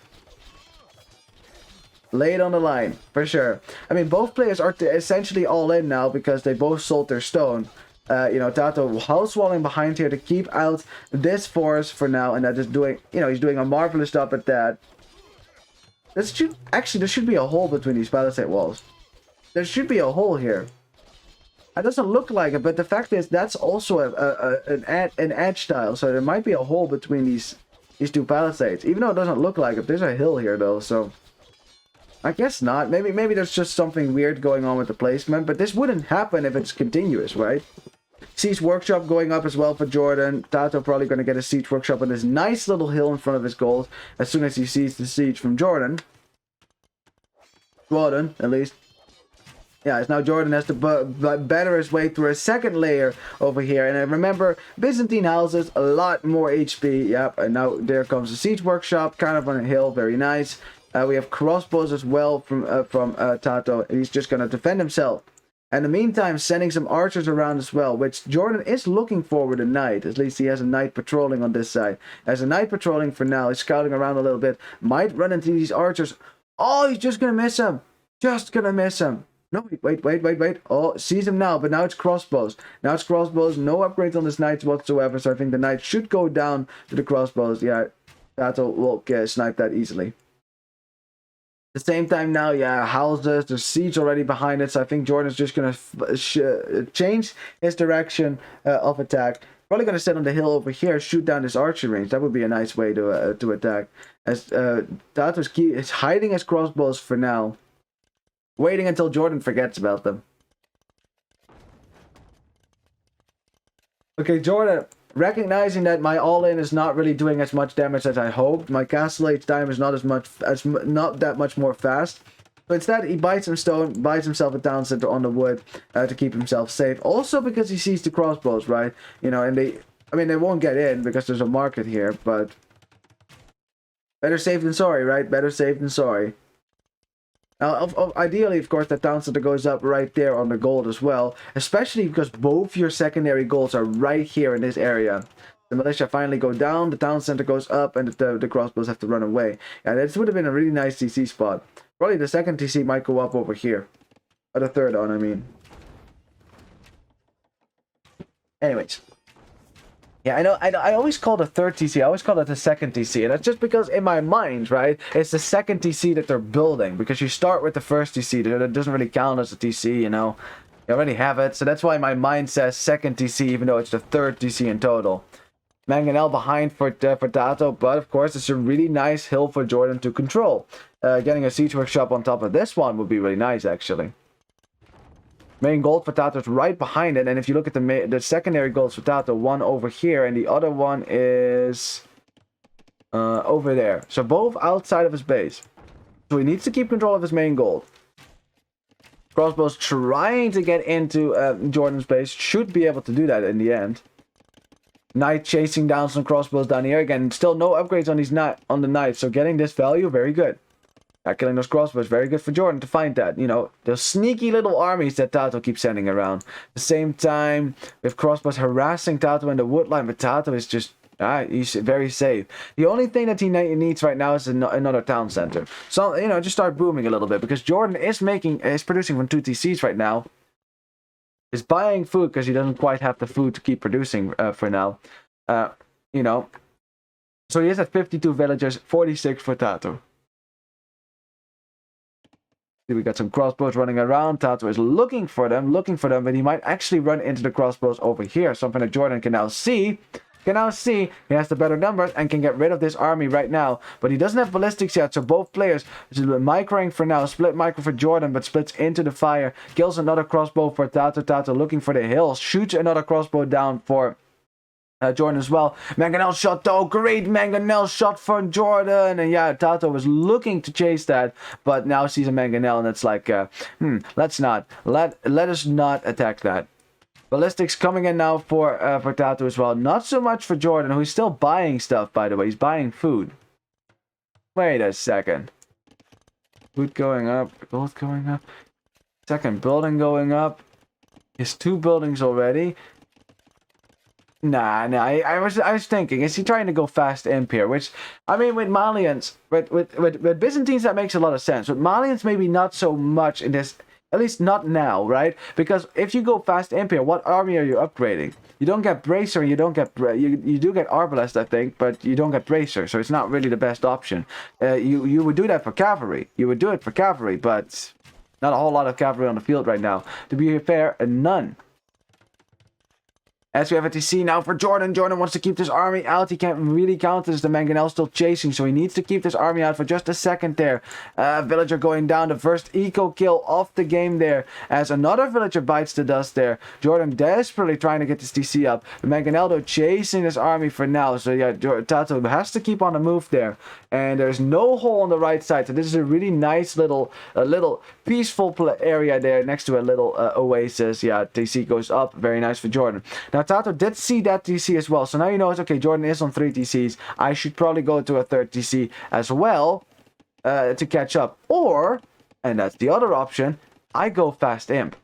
2 buildings already for TaToH. Food count and gold count are climbing steadily. I wonder if that's what he means to do. Fast Imp Arbalest is really strong with the Byzantines. You get all the upgrades that you need. And it's a cheaper upgrade. As no, JorDan clicks up first. See, that's what I thought. I saw his resources go up. I was wondering, is that what he's doing? So I guess JorDan, you know, doesn't want to get surprised by a Fast Imp from TaToH. Instead goes Fast Imp himself. Goes Fast Imp himself, but that's risky. It's very risky because He's gonna make infantry. Is he gonna go champs girls here? Is that the plan? Because he didn't get any. He didn't get the man at armor upgrade just yet, right? And more barracks coming out. I wonder if that's the plan. Now you did see only ranged units so far from the Byzantine player. Malian champs girls will shred this army easily. Will even do well against Arbalest. 7 pierce armor is really good. If it's not 8. No, it's 7. 7 pierce armor. Or 8. Damn it! Now I don't know. Now I don't know. I think it's 8 then. We'll see. We'll see. Yeah, he's doing it! He's gonna do it! He's getting stone for a castle as well, so he can drop a fort castle. And I wonder if TaToH is aware of this. He's patrolling all around JorDan's base. He cannot see those extra barracks being built in the back of JorDan's base. But he doesn't know that this is happening. But it's happening, all right. It's happening. Let's see if he's actually has the guts to run in here. Because if he runs in and sees the barracks, that should immediately tell him what's happening. Because there's no reason whatsoever for JorDan to be making pikemen now. Absolutely not. For one, Byzantines make more pikemen than you because they're cheaper. They have capper frags, and also there's no cavalry on the field right now for TaToH. So there's no reasons for JorDan to make pikemen. So if TaToH sees the barracks, he will know it has to be champs girls. Unfortunately for JorDan, he was kind of late with the upgrades, and this is also the big disadvantage of switching into champions. It is 4 upgrades: men-at-arms, longswords, 2-handed swordsman, and then also champion. Very expensive, and it takes a long time to get going. So yeah, TaToH, who is also almost up to imp, as it is a 1-for-1 with the mangonels. he's fine. No pressure so far whatsoever on him so far. There's also no sign that he needs to switch into anything else but skirmishes and crossbows. He's still making skirms, so he's expecting cavalry. Yeah, he's expecting cavalry. He's not expecting the champion switch here. You have long swords coming out already, but it's important that he does not show them. He can't show them. Look at that. 1 + 5 pierce armor. 6 pierce armor on those already, and we're still not even at the last armor upgrade. So that's going to be 8 pierce armor. It's a great unit, really. Great unit as JorDan is going to drop a castle on his own base, so he wants to keep himself as safe as possible. Now remember that you always have Gebettos as well as Malians. It's a really nice option if you need to have a counter against infantry. Although Gebettos actually do pretty okay against archers as well. You wouldn't think so. It says weak against archers, but if you've ever played CBA, Gebettos are insane. TaToH moving forward with his units, and if JorDan sees this, he needs to hide your longsword. Hide the longsword. Don't show them yet. TaToH can almost see them. Now he sees them. Now he knows. Oh, JorDan tries to hide them, but I think TaToH saw them. I think he saw them. He must know now. TaToH's moving forward. He wants to confirm. He wants to see. He saw that unit. I bet he saw that. Two-handed swordsman about to come in, but Arbalest coming in as well, and JorDan, you need to keep yourself safe against this. Villagers dying to try to get the house foundation up, but the house foundation is very weak, and TaToH is just going to run right in. There's no TCs in the middle here, and JorDan doesn't have a million longswords and champions on the field so far, but at least the longsword that he does have, 8 pierce armor, right? 8 pierce armor should still be good, as he has to run away with some villagers now, off of his main goal, but again, the castle will protect his other goal as well.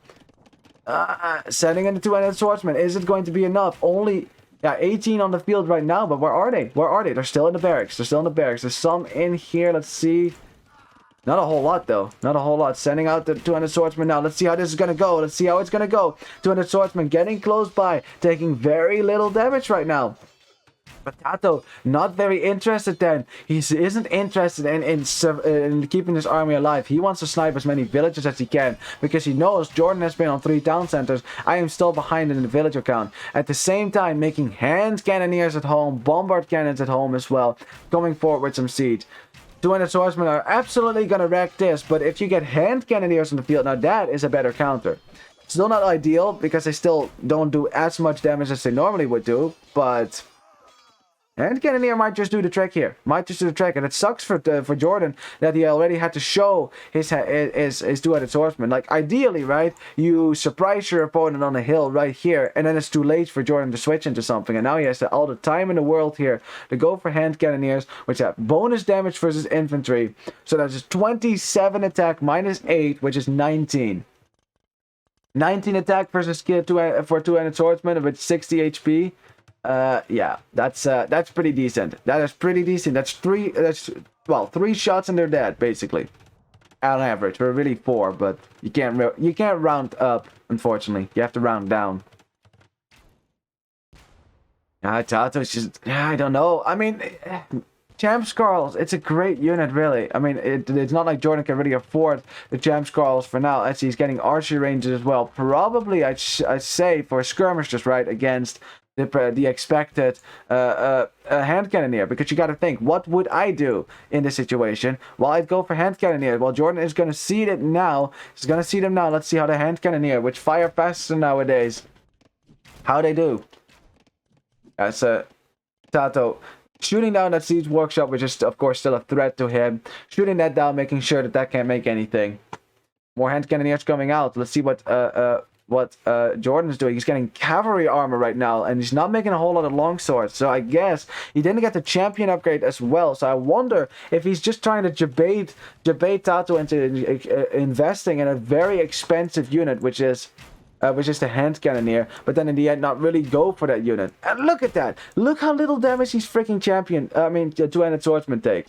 Very little. Very little. This army is so dead if it can't join up with this army. Hand cannoneers there, though. That's really good. That 10 bonus damage versus infantry definitely makes all the difference in the world here. It's 120 villagers still for JorDan, 85 for TaToH only, so he's definitely behind. Only now building that 3rd town center on a gold forward. So it's not like JorDan is hopelessly behind here. He has, in fact, the right economy to switch into things like this. Has two castles as well to keep most of his economy to the back here safe. 2 golds that are safe behind town centers. Lovely farming economy. You can make skirmishers against the arbalest, and you can make cavalry with Farimba. Only Cavalier though, so you don't get Paladin unfortunately, but you do get, again, Farimba Cavalry, which is really strong. 200 swordsman still alive. TaToH still has the map control though. TaToH still with the map control for now. But JorDan hoping to stop that now. Buying himself a castle so he can defend the right side of his base as well. Because again, that was the critical, point. A weak spot basically. It was a critical weak spot in his defenses. With this castle up, that should at least help him stay up a little bit longer. So you now have cavalry armor coming in as well. I wonder, is he going to make Capifract? Because if he thinks it's going to be two-handed swordsman, right, for JorDan, then Cataphracts makes perfect sense. But it's been a while. You haven't seen a single upgrade anymore beyond two-handed swordsman, right? They have full armor upgrades, but no attack upgrades and no champion upgrade as well. So yeah, Cataphracts are not gonna work if it's up against cavalry and camels especially. But Cataphracts are a sick unit nevertheless, so as Arbalest are just denying it, basically keeping a TC garrison a little bit. Lots of villagers are kind of idle. This woodline is idle for now as well. Maybe a tower could work. Although at this point, Arbalest having a lot of range, very difficult to deal with. Yeah, both players don't want to take a whole lot of risk because TaToH knows if he wins this game, he goes to the semifinals of King of the Desert. But JorDan knows if he loses this game, he will be out of the tournament. Has to win this game. He doesn't want to take any unnecessary risk. He's 144 villagers, a really good economy, but TaToH is fast catching up. 107 for him right now. So we have a conversion on the skirmisher, and that gets converted now. Again, I wonder, does TaToH see the stables? That's important. Does he see the stables? He does not see the stables. He does not see the stables. He doesn't know that this is happening. He might expect it by now. He's still getting Cataphracts, an expensive unit, doesn't have a very high base attack, but of course that's not really what the selling point of that unit is. A bombard cannon making its way down here now to start besieging this castle, and yet JorDan, he spent an awful lot of time switching into different compositions and just showing how long it takes to switch into a different unit here.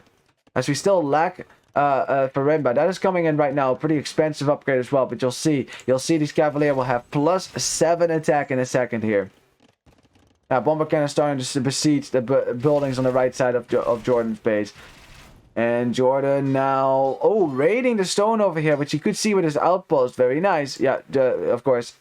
But now, look at the Cataphracts. Look at this. Look at this. Cataphracts will absolutely wreck this. Have bonus damage versus infantry. Yeah, JorDan will not want to fight this. Mighty and Champ Skulls, yes, they might have extra pierce armor, but they do not get more melee armor, and they will still go down just as easily to these Cataphracts.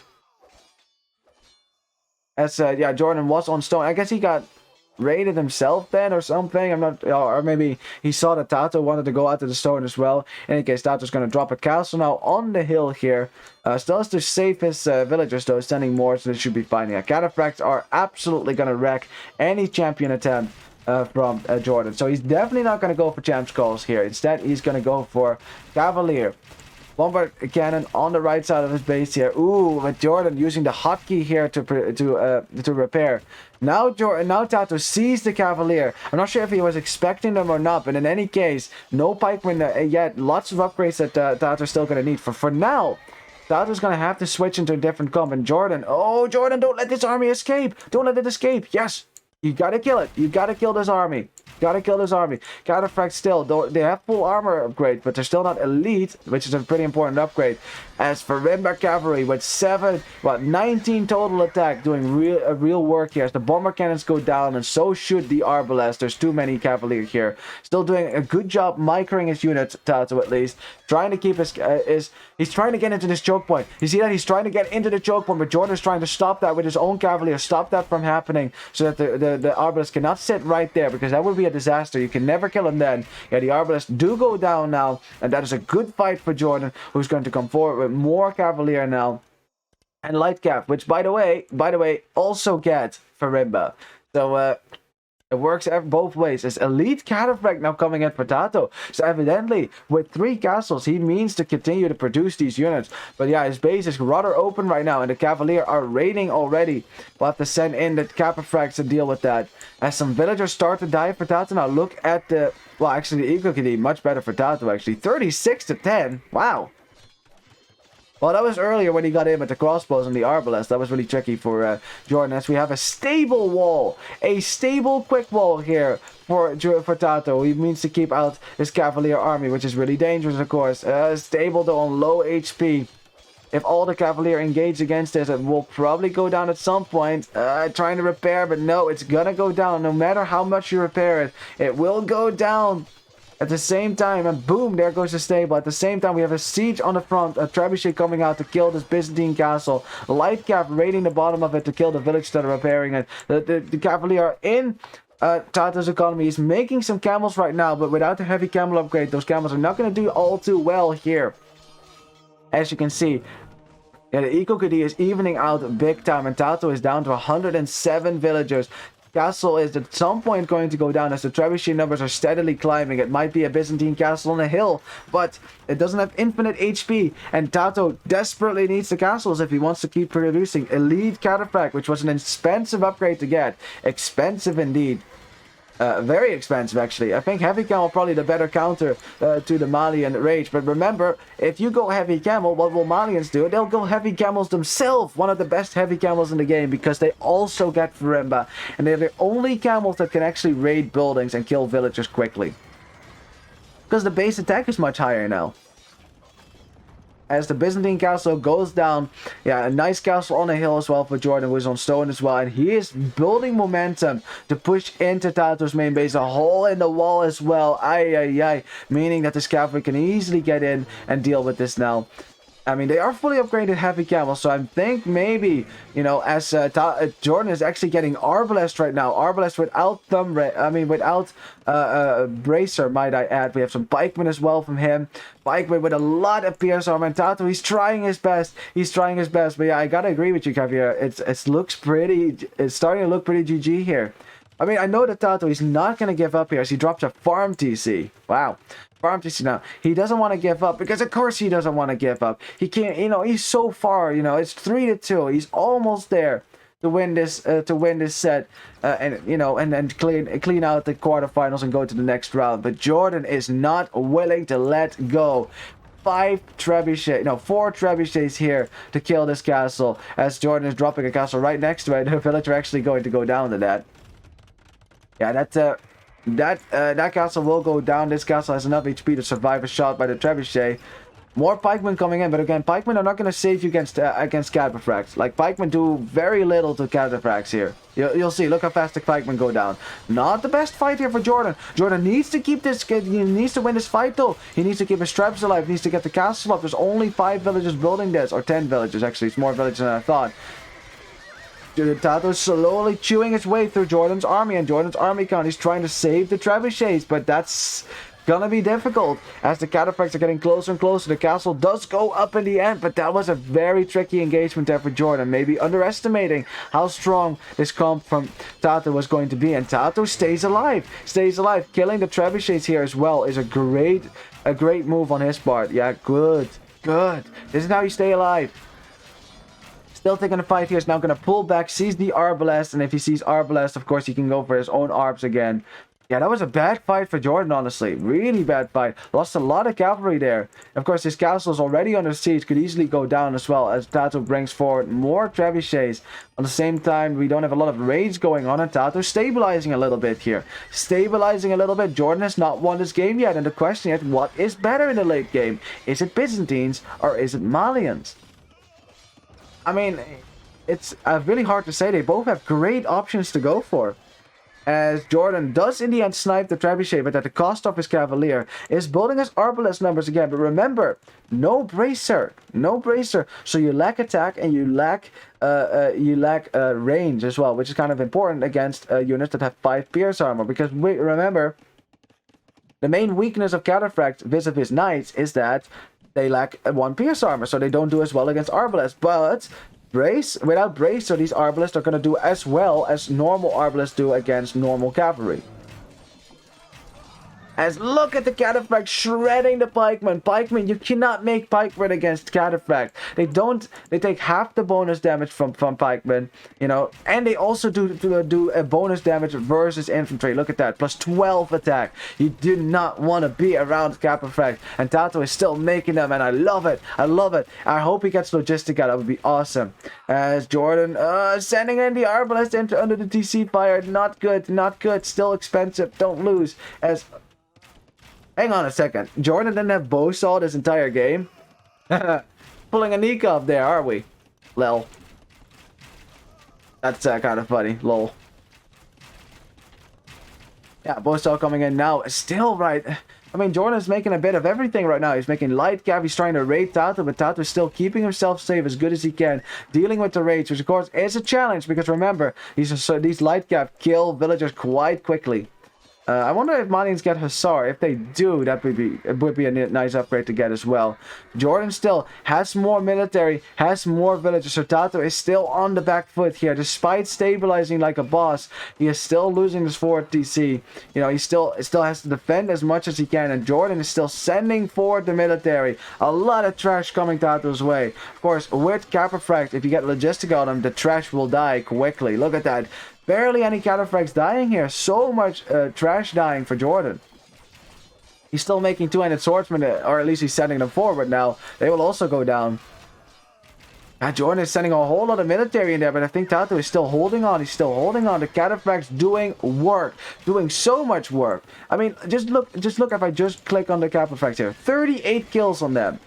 Like, most of the time, the kill counter for knights is really low because they tend to die quickly because they're in a melee, right? In a melee fight. Whereas archers stay alive and the kill counter goes up for them. But Cataphracts, they just keep staying alive. 40 kills for them.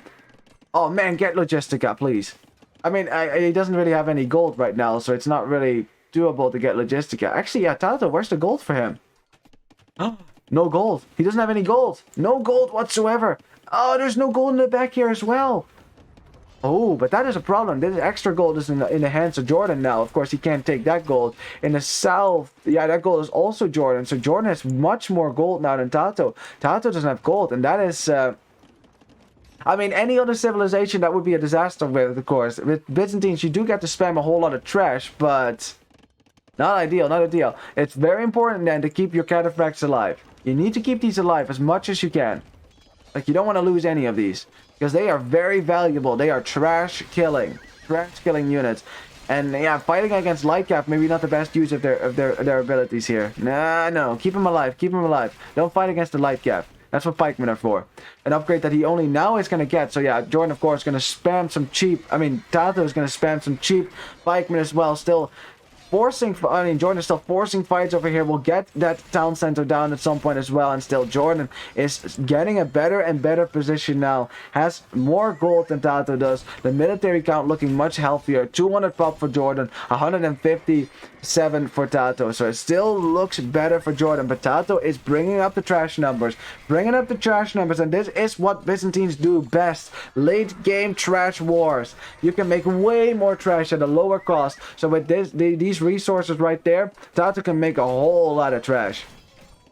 So don't expect him to give up just yet. He's still above 100 pop. You shouldn't resign here. Shouldn't resign. You're still alive. You still have a castle here as well to protect your farming economy.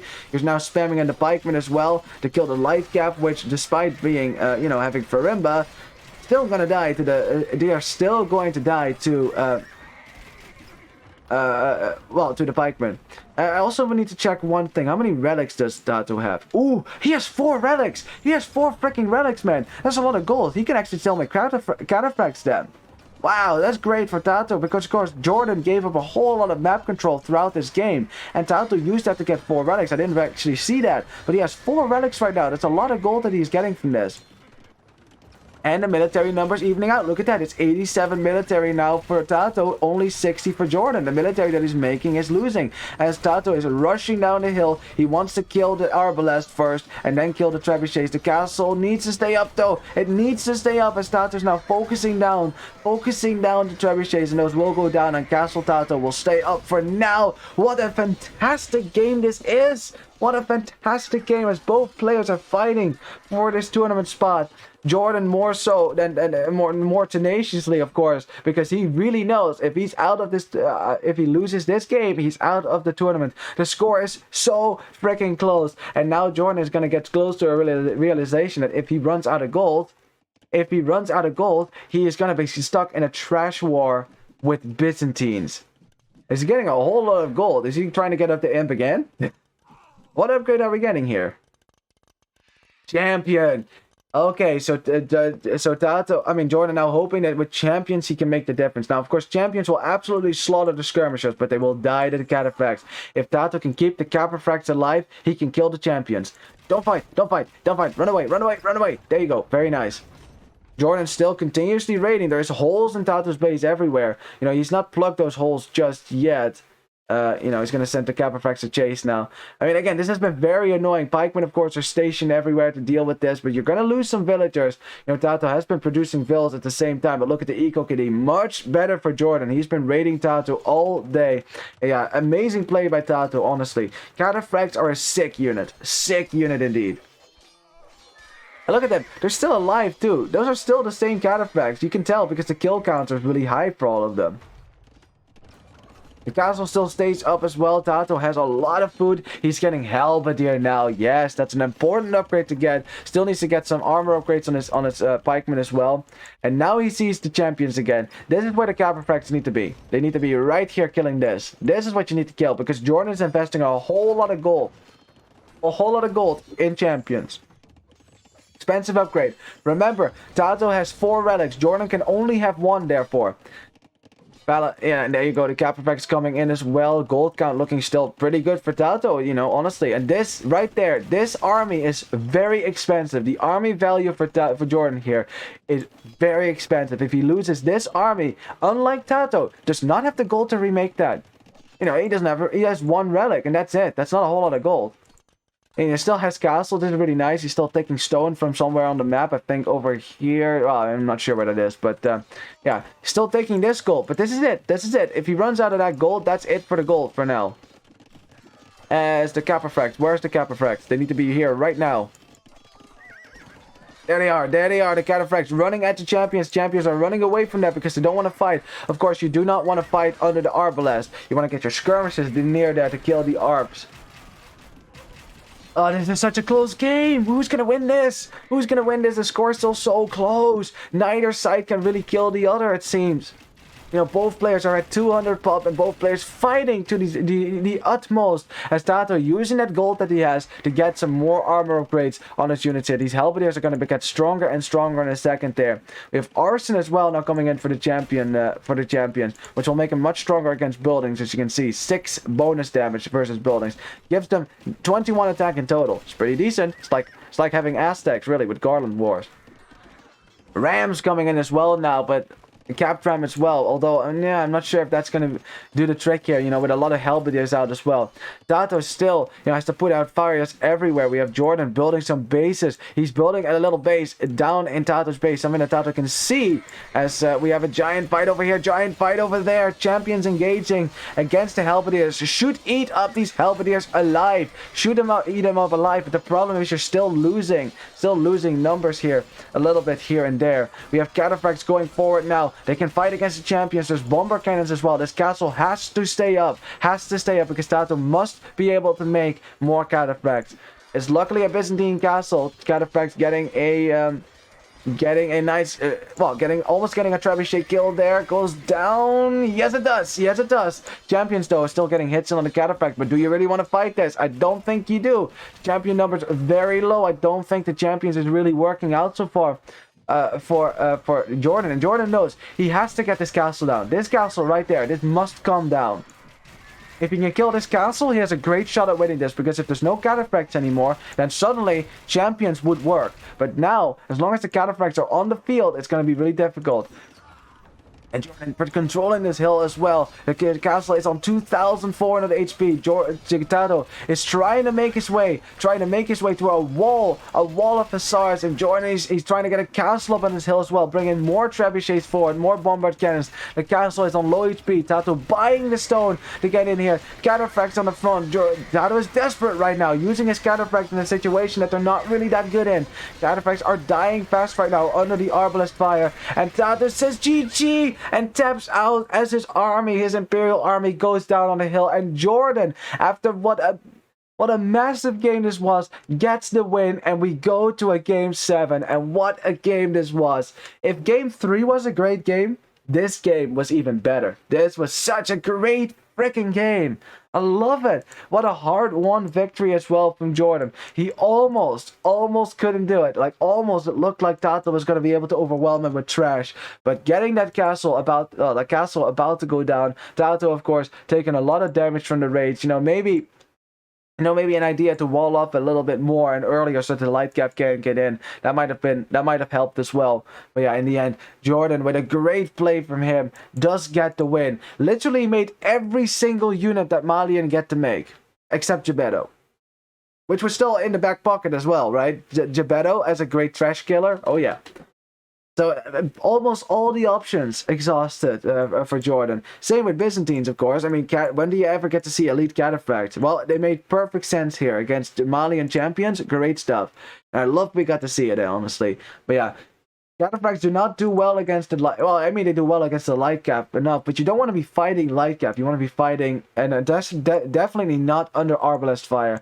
But yeah, TaToH was not able to control this hill, and JorDan keeping control of this hill, and that was the right, he had the right goal in mind, right? The winning condition. His win condition was, I must kill this castle because Cataphracts will continue to come out of that. Because TaToH has relics, he has gold, he can do that. I must kill the castle. If the castle goes down, the Cataphracts go down, and then I can sell some resources and get more infantry out myself. I can get my own pikemen, I can get my own champions out, I can get Gebettos out. Yeah, good stuff. What a game, though. What a game. Let's look at the KD, shall we? Of course, you can see it down there, but let's look at it once more over here. Look at that. Better KD for JorDan because, of course, TaToH was spamming trash most of this game. Especially this fight over here with the Cavalier was really good for JorDan. But look how long it took him to get the numbers up, honestly. TaToH could have done, he was doing a lot of damage to JorDan in the meantime. Like, he killed a bunch of villagers as well, but, yeah. In the end, JorDan, despite being, despite having the population be as even as they were, still gets the win, and deservedly so. What a game, though. The economy for JorDan was significantly better than TaToH as well, because TaToH did have about 20 less villagers throughout most of this game, and TaToH wasn't able to counter raid JorDan. It's difficult when you only have light cap without bloodlines. It's not really the best raiding unit in the world. Of course, you can't have awesome trash all around, of course, but look at that relic gold. 4,000 relic gold for TaToH here. Great stuff. And look at the villager max. Yeah, much better for JorDan, of course. Although he ended up with less villagers. But that's mostly because he deleted a few as well. Are you ready for the last game? Are you ready for the last game? It's not live yet, so they're probably taking a little bit of a break, both of them, just to breathe and prepare mentally for what is about to be the game of their lives, man. The final game in the quarterfinals between TaToH and JorDan. What a quarterfinal it has been. It's been a privilege to cast this. Let's have a look at the draft. Let's see. Let's speculate. What will the players go for? We have a win with Malians, a loss with Byzantines. We have Berbers and Mayans. Great options there for JorDan. Saracens and Japanese. I think it's going to be Mayans for JorDan, because he saved that civilization. He picked that first. It's going to be Mayans for JorDan here, so he can have Eagles. And I think TaToH will probably go for Japanese then. Because between the two, right, Japanese infantry is sick. So if you're going to counter Eagles with infantry, then I guess Japanese probably the best option at that. But I'm pretty sure JorDan is gonna go Mayans. That's because like Berber's too risky against Japanese pikemen, I guess. Although Berber's is pretty good as well. So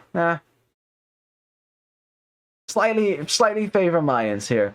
between these two Japanese, only because they're if JorDan actually ends up going Mayans, then Japanese should be better. But Saracen, of course, if you know how to use the market, you can of course get an advantage with that. And I know that TaToH does love to use the market with Saracen, so I wouldn't stake my entire future on that. Let me get into the game here first, because Game 7 is here.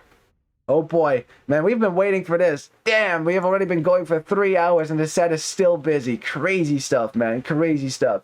Here we have the game. Let's see what we got. Let's see what we got. And yeah, we're just waiting for the game to start. Oh, a little bit of spec delay, so again, you get to look at the draft for a second. So yeah, I honestly don't know. Honestly don't know. I mean,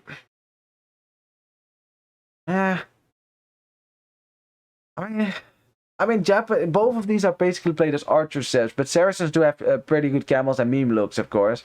That's pretty good. Berbers, of course, definitely the best cavalry civ out there still. I mean, if it's Japanese versus Berbers, right, that's pretty good for the Berbers, because you can go for camel archers, you can go for camels. Not a lot of options that Japanese have with that. Japanese kind of lack options against Berbers in that regard, because if they want to go for cavalry archers, Japanese, that's not going to be a thing, not with Berber camel archers on the field. In any case, the game is started. Are you ready? Are you hyped? You should be hyped right now. You should be shouting in your seats. And indeed, my prediction was correct. Welcome to Game 7 here between JorDan and TaToH, the game on which everything hinges. Whoever wins this game goes on to the semifinals. JorDan has gone for Mayans like we figured he would, and TaToH picking Japanese, probably the best counter pick between Saracen and Japanese. Oh my. I would still favor Mayans in this matchup, but you cannot discount what Japanese can do. If JorDan decides to switch into Eagles, longsword play is really strong nowadays because it has been buffed, and remember, Japanese longswords attack much, much faster. As JorDan is coming forward to lane probably. Yeah, he's going forward to lane. That is really early to send your eagle forward without scouting the main base. Yeah, he went straight forward. He wants to lane. Sees the little tapestry now, so now he knows, okay, that's where the TC is. TaToH moving his goats away there so JorDan doesn't get it. And of course, he's going to make sure that JorDan does not get this elephant. I don't think TaToH's going to be fooled twice. He fooled me once, shame on you. Fooled me twice, shame on me. As TaToH, gets the goats, and JorDan's like, that's cute, there you go, that's goat. As TaToH now lames his own goat just so that JorDan can't get it. So I guess both goats are dead, and the goats are just laying there like, what did we do wrong? It's kind of funny. Look at TaToH and JorDan playing together, killing goats in the field. It's like the story of two brothers, right? Growing up together, playing, or like two friends playing as kids, you know, happily, you know, slaughtering goats in the desert. But then once they grow up, they realize they found themselves on opposite sides because one of them was blue and the other one was red. It could not be forgiven, and the battle between them was fierce. I'm just making stuff up now. But any case, let's have a look at the base as we get Loom already now for TaToH. So that might indicate here an early Loom that he means to wall more, right? And he means to wall more, because if you get Loom, that is the way to safeguard your villagers against the enemy scout, because then you can wall safely if you have Loom. Otherwise, not so much. As TaToH runs in here, finds the goat, something that JorDan find, and TaToH's like, haha, you lay my goat, I steal your goats. In the end, TaToH will have the goats, and JorDan will not. So good for TaToH. Now, looking at the base here, we got that's barely a wood line. It's an actual wood line, but yeah, barely so. It's a very good base for JorDan. Look at that base. Look how good that is. You have wood in the back. That's nice. Berries in the back. Gold's not in the back, but behind this wood line, which is relatively safe. But these wood lines are spaced evenly. You can wall this off quite easily. Wall, wall, wall. Wall right there, wall right there. Now your stone is outside of those walls if you wall right like this, which kind of sucks because with Mayans you do want to have the option, right, to go for plumes, for which you need a castle, for which you need stone, but it's not necessary, you know, altogether. And if you wall like this, not like this, you have this gold safe as well, which is a safer gold than this gold. Then in that case, this is a base you could go fast castle in. This is a base you could do it with. So let's see if JorDan is actually going to attempt to do that. He might. Let's see what his scouting looks like, actually. He sees a whole lot of his base. He sees his gold, he sees the berries, he sees the wood lines. Oh, if only he saw that woodline, man. He might decide to go fast castle, but it is very risky, right? Very risky. We are in a game 7. You don't want to take any risks whatsoever. As we have a pre-mill drush from TaToH. He means to go forward and delay JorDan as much as he can. JorDan is not drushing because, of course, he just did this. Yeah, I'm not seeing a barracks from him. He could drop it, though, in response to what TaToH is doing. But, of course, JorDan, because he went forward very early to scout, he sees TaToH's base, but he doesn't know about the barracks.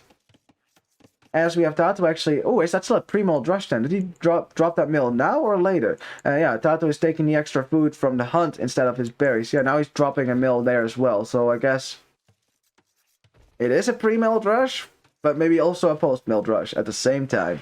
Ooh. And if you ask, how is he able to afford that? Remember, Japanese, 50 wood saved per resource building. So these mills are only 50 wood. Very easy to move and definitely worth it to just mill your deer. There's no reason to not mill your deer with Japanese. Except if your opponent has a lot of military around to kill you.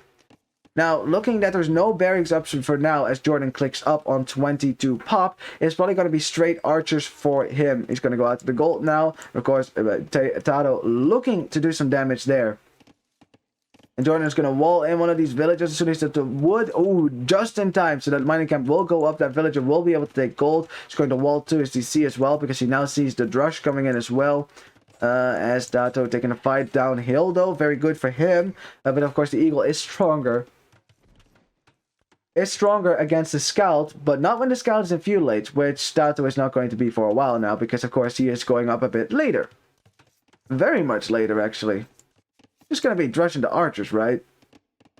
It's not fast castle, right?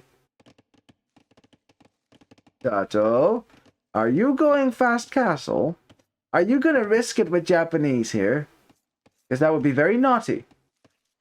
And well, it's looking like it, right? It's looking like it. The farm count is steadily rising here again. Drush into archers. You don't make this many farms. You don't make this many farms at all. I mean, he kind of has to right now because he just doesn't have the food count to click up. I don't know. He's getting all the food over here. He had two rhinos, so it's not like he was lamed or anything that he needs to build a lot of farms. So I wonder if this is the plan. 25 villagers. It's starting to look really starting to look like a fast castle. Now JorDan, of course, is just going to get some archers out. That was the whole plan. Fast fuel into archers. And TaToH is getting the walls up for now. Now, if you look at his base, berries in the back, gold will be in the back as well. Wood lines in the back, especially if you wall like this. This wood line and this wood line are going to be very safe. Some 4 wood lines that are nice for a wall as well. And JorDan coming forward now to see what in God's name TaToH is doing. He saw a drush. 27 villagers for TaToH. But he still hasn't clicked up. He still hasn't clicked up. Is it going to be the same thing that he did that one game? I mean, is he gonna wall rush JorDan again? Because I mean, it worked the first time, and Mayans do get redemption, I think. So, as an archer comes in now to pull away this pressure, although it's not doing a whole lot of damage for now. Eagle in the back to scout, and yeah, JorDan must know what's up here. He must know what's up. There's no way that TaToH would only click up now if it was something else. 29 villages to click up. Such a late feudal time. It's such a risk, but it worked before. It worked before, but will it work against Mayans, though? Will it work against Mayans? Because Mayans have great economy. Except farming. Farming is not so good with Mayans. Yeah, your villagers are actually less efficient because they care, you know, they get more resources out of the farm. That makes your, for some reason, it makes your farming less efficient. I'm not sure exactly why that is, but just trust me on that one. As we have an archer coming forward now, which TaToH can't wall behind, but he does see it with his scout. He can snipe that as well, I think. As soon as he gets to feudal age, actually. Not right now, because his scout only has 3 attack. That's not enough. Yeah, TaToH tried to wall in the eagle, but yeah, JorDan was paying attention to that. It's just fighting against the villager now. Villager has loomed. The eagle has taken some damage, though. So yeah, I think in the end, the villager should be fine here. House should go up, although that's only 30 HP on that house, so it's not too good so far. As TaToH does make it to the feudal age without taking too much damage, has gotten the walls up as well. As you can see, some crazy walls from him. Lots of economy that is safe behind it. And JorDan, he has 2 options here. Either he's going to try to counter what TaToH is doing, and I think that's what he's doing actually. Just getting a lot of farms himself and just trying to speed up to the castle age himself, right? Or you go ultra aggressive, right? Ultra aggressive, as we now have blacksmith market. Market? I mean, he might have to buy... I mean, he might have to buy some food here, actually. The eagle finally goes down, so at least the eagle can stop walling from behind. Now it's only 2 archers so far for JorDan on the field. He's slowly bringing over his archer numbers. Now the gold for TaToH is right behind this. It's important that he keeps that safe because he still needs gold, of course, in the next stage. As he's now dropping archer ranges as well. Okay, so it's going to be fast. But why not a blacksmith, though? As he's selling a stone just to get... Okay, so he wants to sell a stone, buy food, because he didn't think he was going to make it. I don't know, macro-wise, it was kind of tricky, this one. It's kind of tricky. Now you have to sell your stone, right? Which means you can't boom in the next stage, so those crossbows better do all the work in the world. And this time around, it's not going to be a long rush, because it's 2 archer ranges. So I don't think you're going to invest into 2 archer ranges if you're just going to go for a long rush. Not seeing a stable either, so, yeah. JorDan trying to get in here. TaToH is making archers right now. He's gonna have crossbows in about a minute and 40 seconds. And JorDan, he knows exactly what TaToH is doing. He's done it before, and it worked last time. He's gonna click up himself, and he's not only gonna be a minute behind here. And Mayans, they do have eagles, which definitely makes long rushing a lot more difficult, right? Because you can't really convert eagles as easy as you can convert knights, because eagles have conversion resistance. Yeah. Well, JorDan's still knocking on the wall. Be like, you know, we used to be friends. Remember when we killed the goats in the desert together? Let me in, man. I'm still your friend. I'm still friendly. Yes, TaToH is going to deal with that with his own skirmishes. Has fletching now as well. No fletching yet for JorDan, so he should lose this fight, actually. If the fletching isn't in yet. And yeah, 2 archers down already for him. The skirmishers are doing marvelously well here. TaToH also saving his weak archer, very nice. And chasing this with the skirmishers, very nice. Yeah, and JorDan's little army will go down. JorDan is prompted, though, to make more eagles, because that's a new eagle. He's making more as well. Oh, boy, he's going for the barracks. He's going for the Rex, man. Switching out of archers then, because he knows he's going to be behind in the archer count, because TaToH will have crossbows in a second. But JorDan will have eagles. I wonder if he's planning to go all in eagles there, because he also sold his stone. Both players all in. Everything is on the line now. God, I am really nervous right now. Who is going to win this? I don't know. It's been so freaking close, man. It's been so freaking close. But one player has to win it. But what is better? A Japanese all-in with crossbows or a Mayan all-in with eagles? You gotta give the head up to the eagles, though, because eagles kind of counter archers. But then again, do remember, Japanese can add in longswords. And if you saw the amazing set between Winchester and Yo yesterday, if you haven't seen it, I won't spoil it. But let's just say that there was a game in which one player went Britons, the other player went Aztecs, which should be in favor for Aztecs, you would say, if they get eagles out. But the Briton player played with a lot of longswords, and he managed to put out all the fires in his base. It was one of the best games of the tournament for sure. Proving once and again that longswords now are in a great spot to counter eagles. Great spot indeed. Like, you do not want to fight longswords with eagles. You really don't. It's only Eagle Scouts for now, something that I think, yeah, TaToH did see that. He caught a glimpse of that. So he will now know, okay, right? It's going to be Eagles for him. So my archers are probably going to get counted here at some point. No Eagle Warrior upgrade just yet, as JorDan is buying stone. Ooh, JorDan, he doesn't want to be all in. He just wanted to get up to the castellates in time. Now that he is in castellates and knows that TaToH can't do any mortal damage to him, actually wants to get town centers up. Already got a town center up on the left, on the gold in the wood. Very nice. I like that. I like that a lot. I like that a lot. I don't think JorDan should be all in here. You know, he has the walls up. Has a really nice base as well, the way he has walled it. Yeah, get TCs up and just boom, boom. Yeah, TC on the wood line in the back. Perfect. I love it. That's great. TaToH, I mean, he's still all in for now. As long as he doesn't add a town center, he's still, yeah, considered to be all in. Has gotten a university up for ballistics as well, which he's getting right now, which will make these crossbows significantly stronger, especially when they're supposed to hit something speedy, like an Eagle Warrior, right?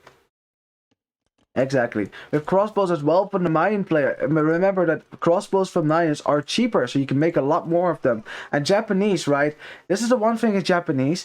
They are a very versatile civ. They can do a whole lot of things. In castellates, they can do whatever they want.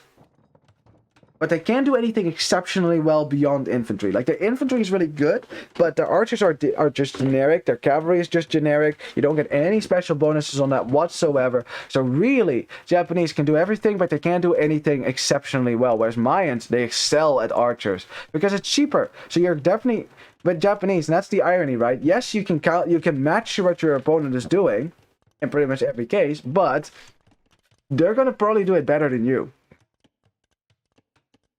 Yeah, so we'll see how that's going to go then. It is 49 villagers now for JorDan, 42 for TaToH because he's still on 1 town center. And that 1 TC push better work for him. He has to start doing some damage here. Hasn't been able to get a single eco kill so far. So going up fast to fast castle hasn't really paid off for now. JorDan spotting that crossbow army. Of course, he got Town Watch. Yep, that's Town Watch. So he gets a lot of extra vision. So he saw that army coming from a ways away. In the back, we have Eagles going down to the crossbows. Yeah, not a chance. It's just Eagles. JorDan is not really investing into it. He got a second barracks up, but I guess he decided against it. And instead, he's just going to go greedy with Mayans. And this is kind of what Mayans are meant to do. You just sit behind walls, build your archer numbers, and then you push out with a giant ball of archers, eagles, or plumes in the Imperial Age. Or late Castle Age. It's deceptively difficult to stop. And also, ironically, because TaToH saw the eagles, he's getting barracks up right now. He's making men-at-arms. He's expecting more eagles to come out, even though JorDan is actually not making a single eagle right now. He has 1 eagle scouting around, and that's it. You know, just to get some scouting information. The scouting for JorDan looks really good. TaToH, a little less good because he hasn't been scouting as much. Now TaToH wants to break into the front gate. He doesn't know about the archer ranges. He hasn't seen a single archer range. He's only seen eagles so far. Has of course seen the archers for JorDan, but they were barely upgraded. They weren't crossbows yet. Now he sees the archer range, sees the second one, and now he knows, oh, okay, it's not going to be archers after all. As JorDan does have ballistics on his crossbows, doesn't have Bodkin arrow just yet, so he's hiding his crossbows for now. Inviting TaToH, come right in. Come to my humble abode, but TaToH is smarter than that. Sends forward 2 crossbows, and now he knows, okay, that was a trap. That was a trap. I'm not going to make that mistake. We're just going to go outside, drop a siege workshop, and we'll put some pressure on you. You know, sacrificing a few crossbows there for the scouting is really good. It's something that I and a lot of players should do more of. You know, just sometimes send a random unit forward. Send a random unit forward. Doesn't matter if it dies. It doesn't matter. Send it forward. And then see what your opponent is doing. As, oh boy, JorDan coming out here now, sees the siege workshop, is taking the hill right now, has way more archers on the field right now than TaToH does. TaToH's trying to get the siege workshop up. JorDan might try to deny it, but I guess in the end decides, okay, that siege workshop will go up. We'll just let it go up then, and I'll just add my own siege workshop at home somewhere. Yep, there it is. Not the ideal spot. Yes, ideally you'd put it right there, right? On a hill, kind of blocking the entrance. You can easily go to the left and right. You can still put your mangonels in the back of your base as well. Yeah, I think that's would actually be a pretty good spot. Just delete the house, put a siege workshop up. Oh yeah.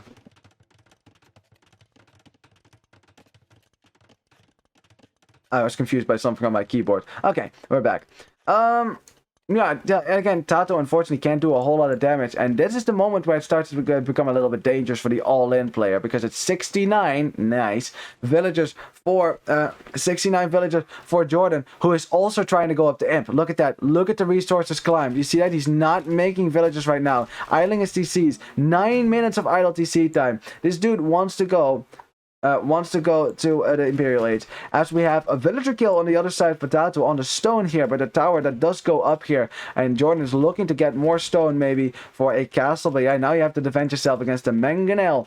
But the resources are climbing. The second 2 buildings are already there. University and, of course, a siege workshop. Selling some wood now, and there he goes. Fast Imperial here for JorDan. TaToH, he is trying to do so as well as 20 villagers on gold right now. 20 villagers on gold. The problem is that his economy is worse than JorDan's is. And fast amp, of course. Remember, as soon as you reach Imperial Age, you can indeed get the Elite Eagle Warrior upgrade, of course, which is a great upgrade that makes your Eagle significantly stronger. As JorDan is getting guard tower right now, it's kind of mimicking what TaToH would do here. I mean, this was what TaToH would do, defend with guard towers. That he basically created the whole strategy, the guard tower defense. As we have JorDan counter-attacking now in TaToH's base. Doesn't get a lot of value with that, but is there a hole? God, that looked like a hole for a second, man. That would have been really bad if that had been a hole. That could have been GG, honestly. Like, there's ball of crossbows in the back of your base. Disaster. Absolute disaster. And JorDan realizing he's not going to get a lot of value with that. You know, also saw the guard towers up here for now. I think so. Did he see it already? Yeah, he did see it. So he tried to run in. That didn't work. TaToH on the way to Imperials as well, but is about 2 minutes behind JorDan, who's going to save his army and keep it safe. And he's going to upgrade it. But TaToH, he's looking for it. He's going to look for it. He knows that army is there. He's going to look for it, and JorDan is going to have to fight his way out, probably. But if you have Arbalest when your opponent does not have Arbalest, is that really a problem? Is that really a problem as JorDan is actually trying to escape? He's actually going for it right now. Something that TaToH is looking for. He's looking for that army. He knows it should be somewhere over here, but JorDan is actually hiding it in the bottom here.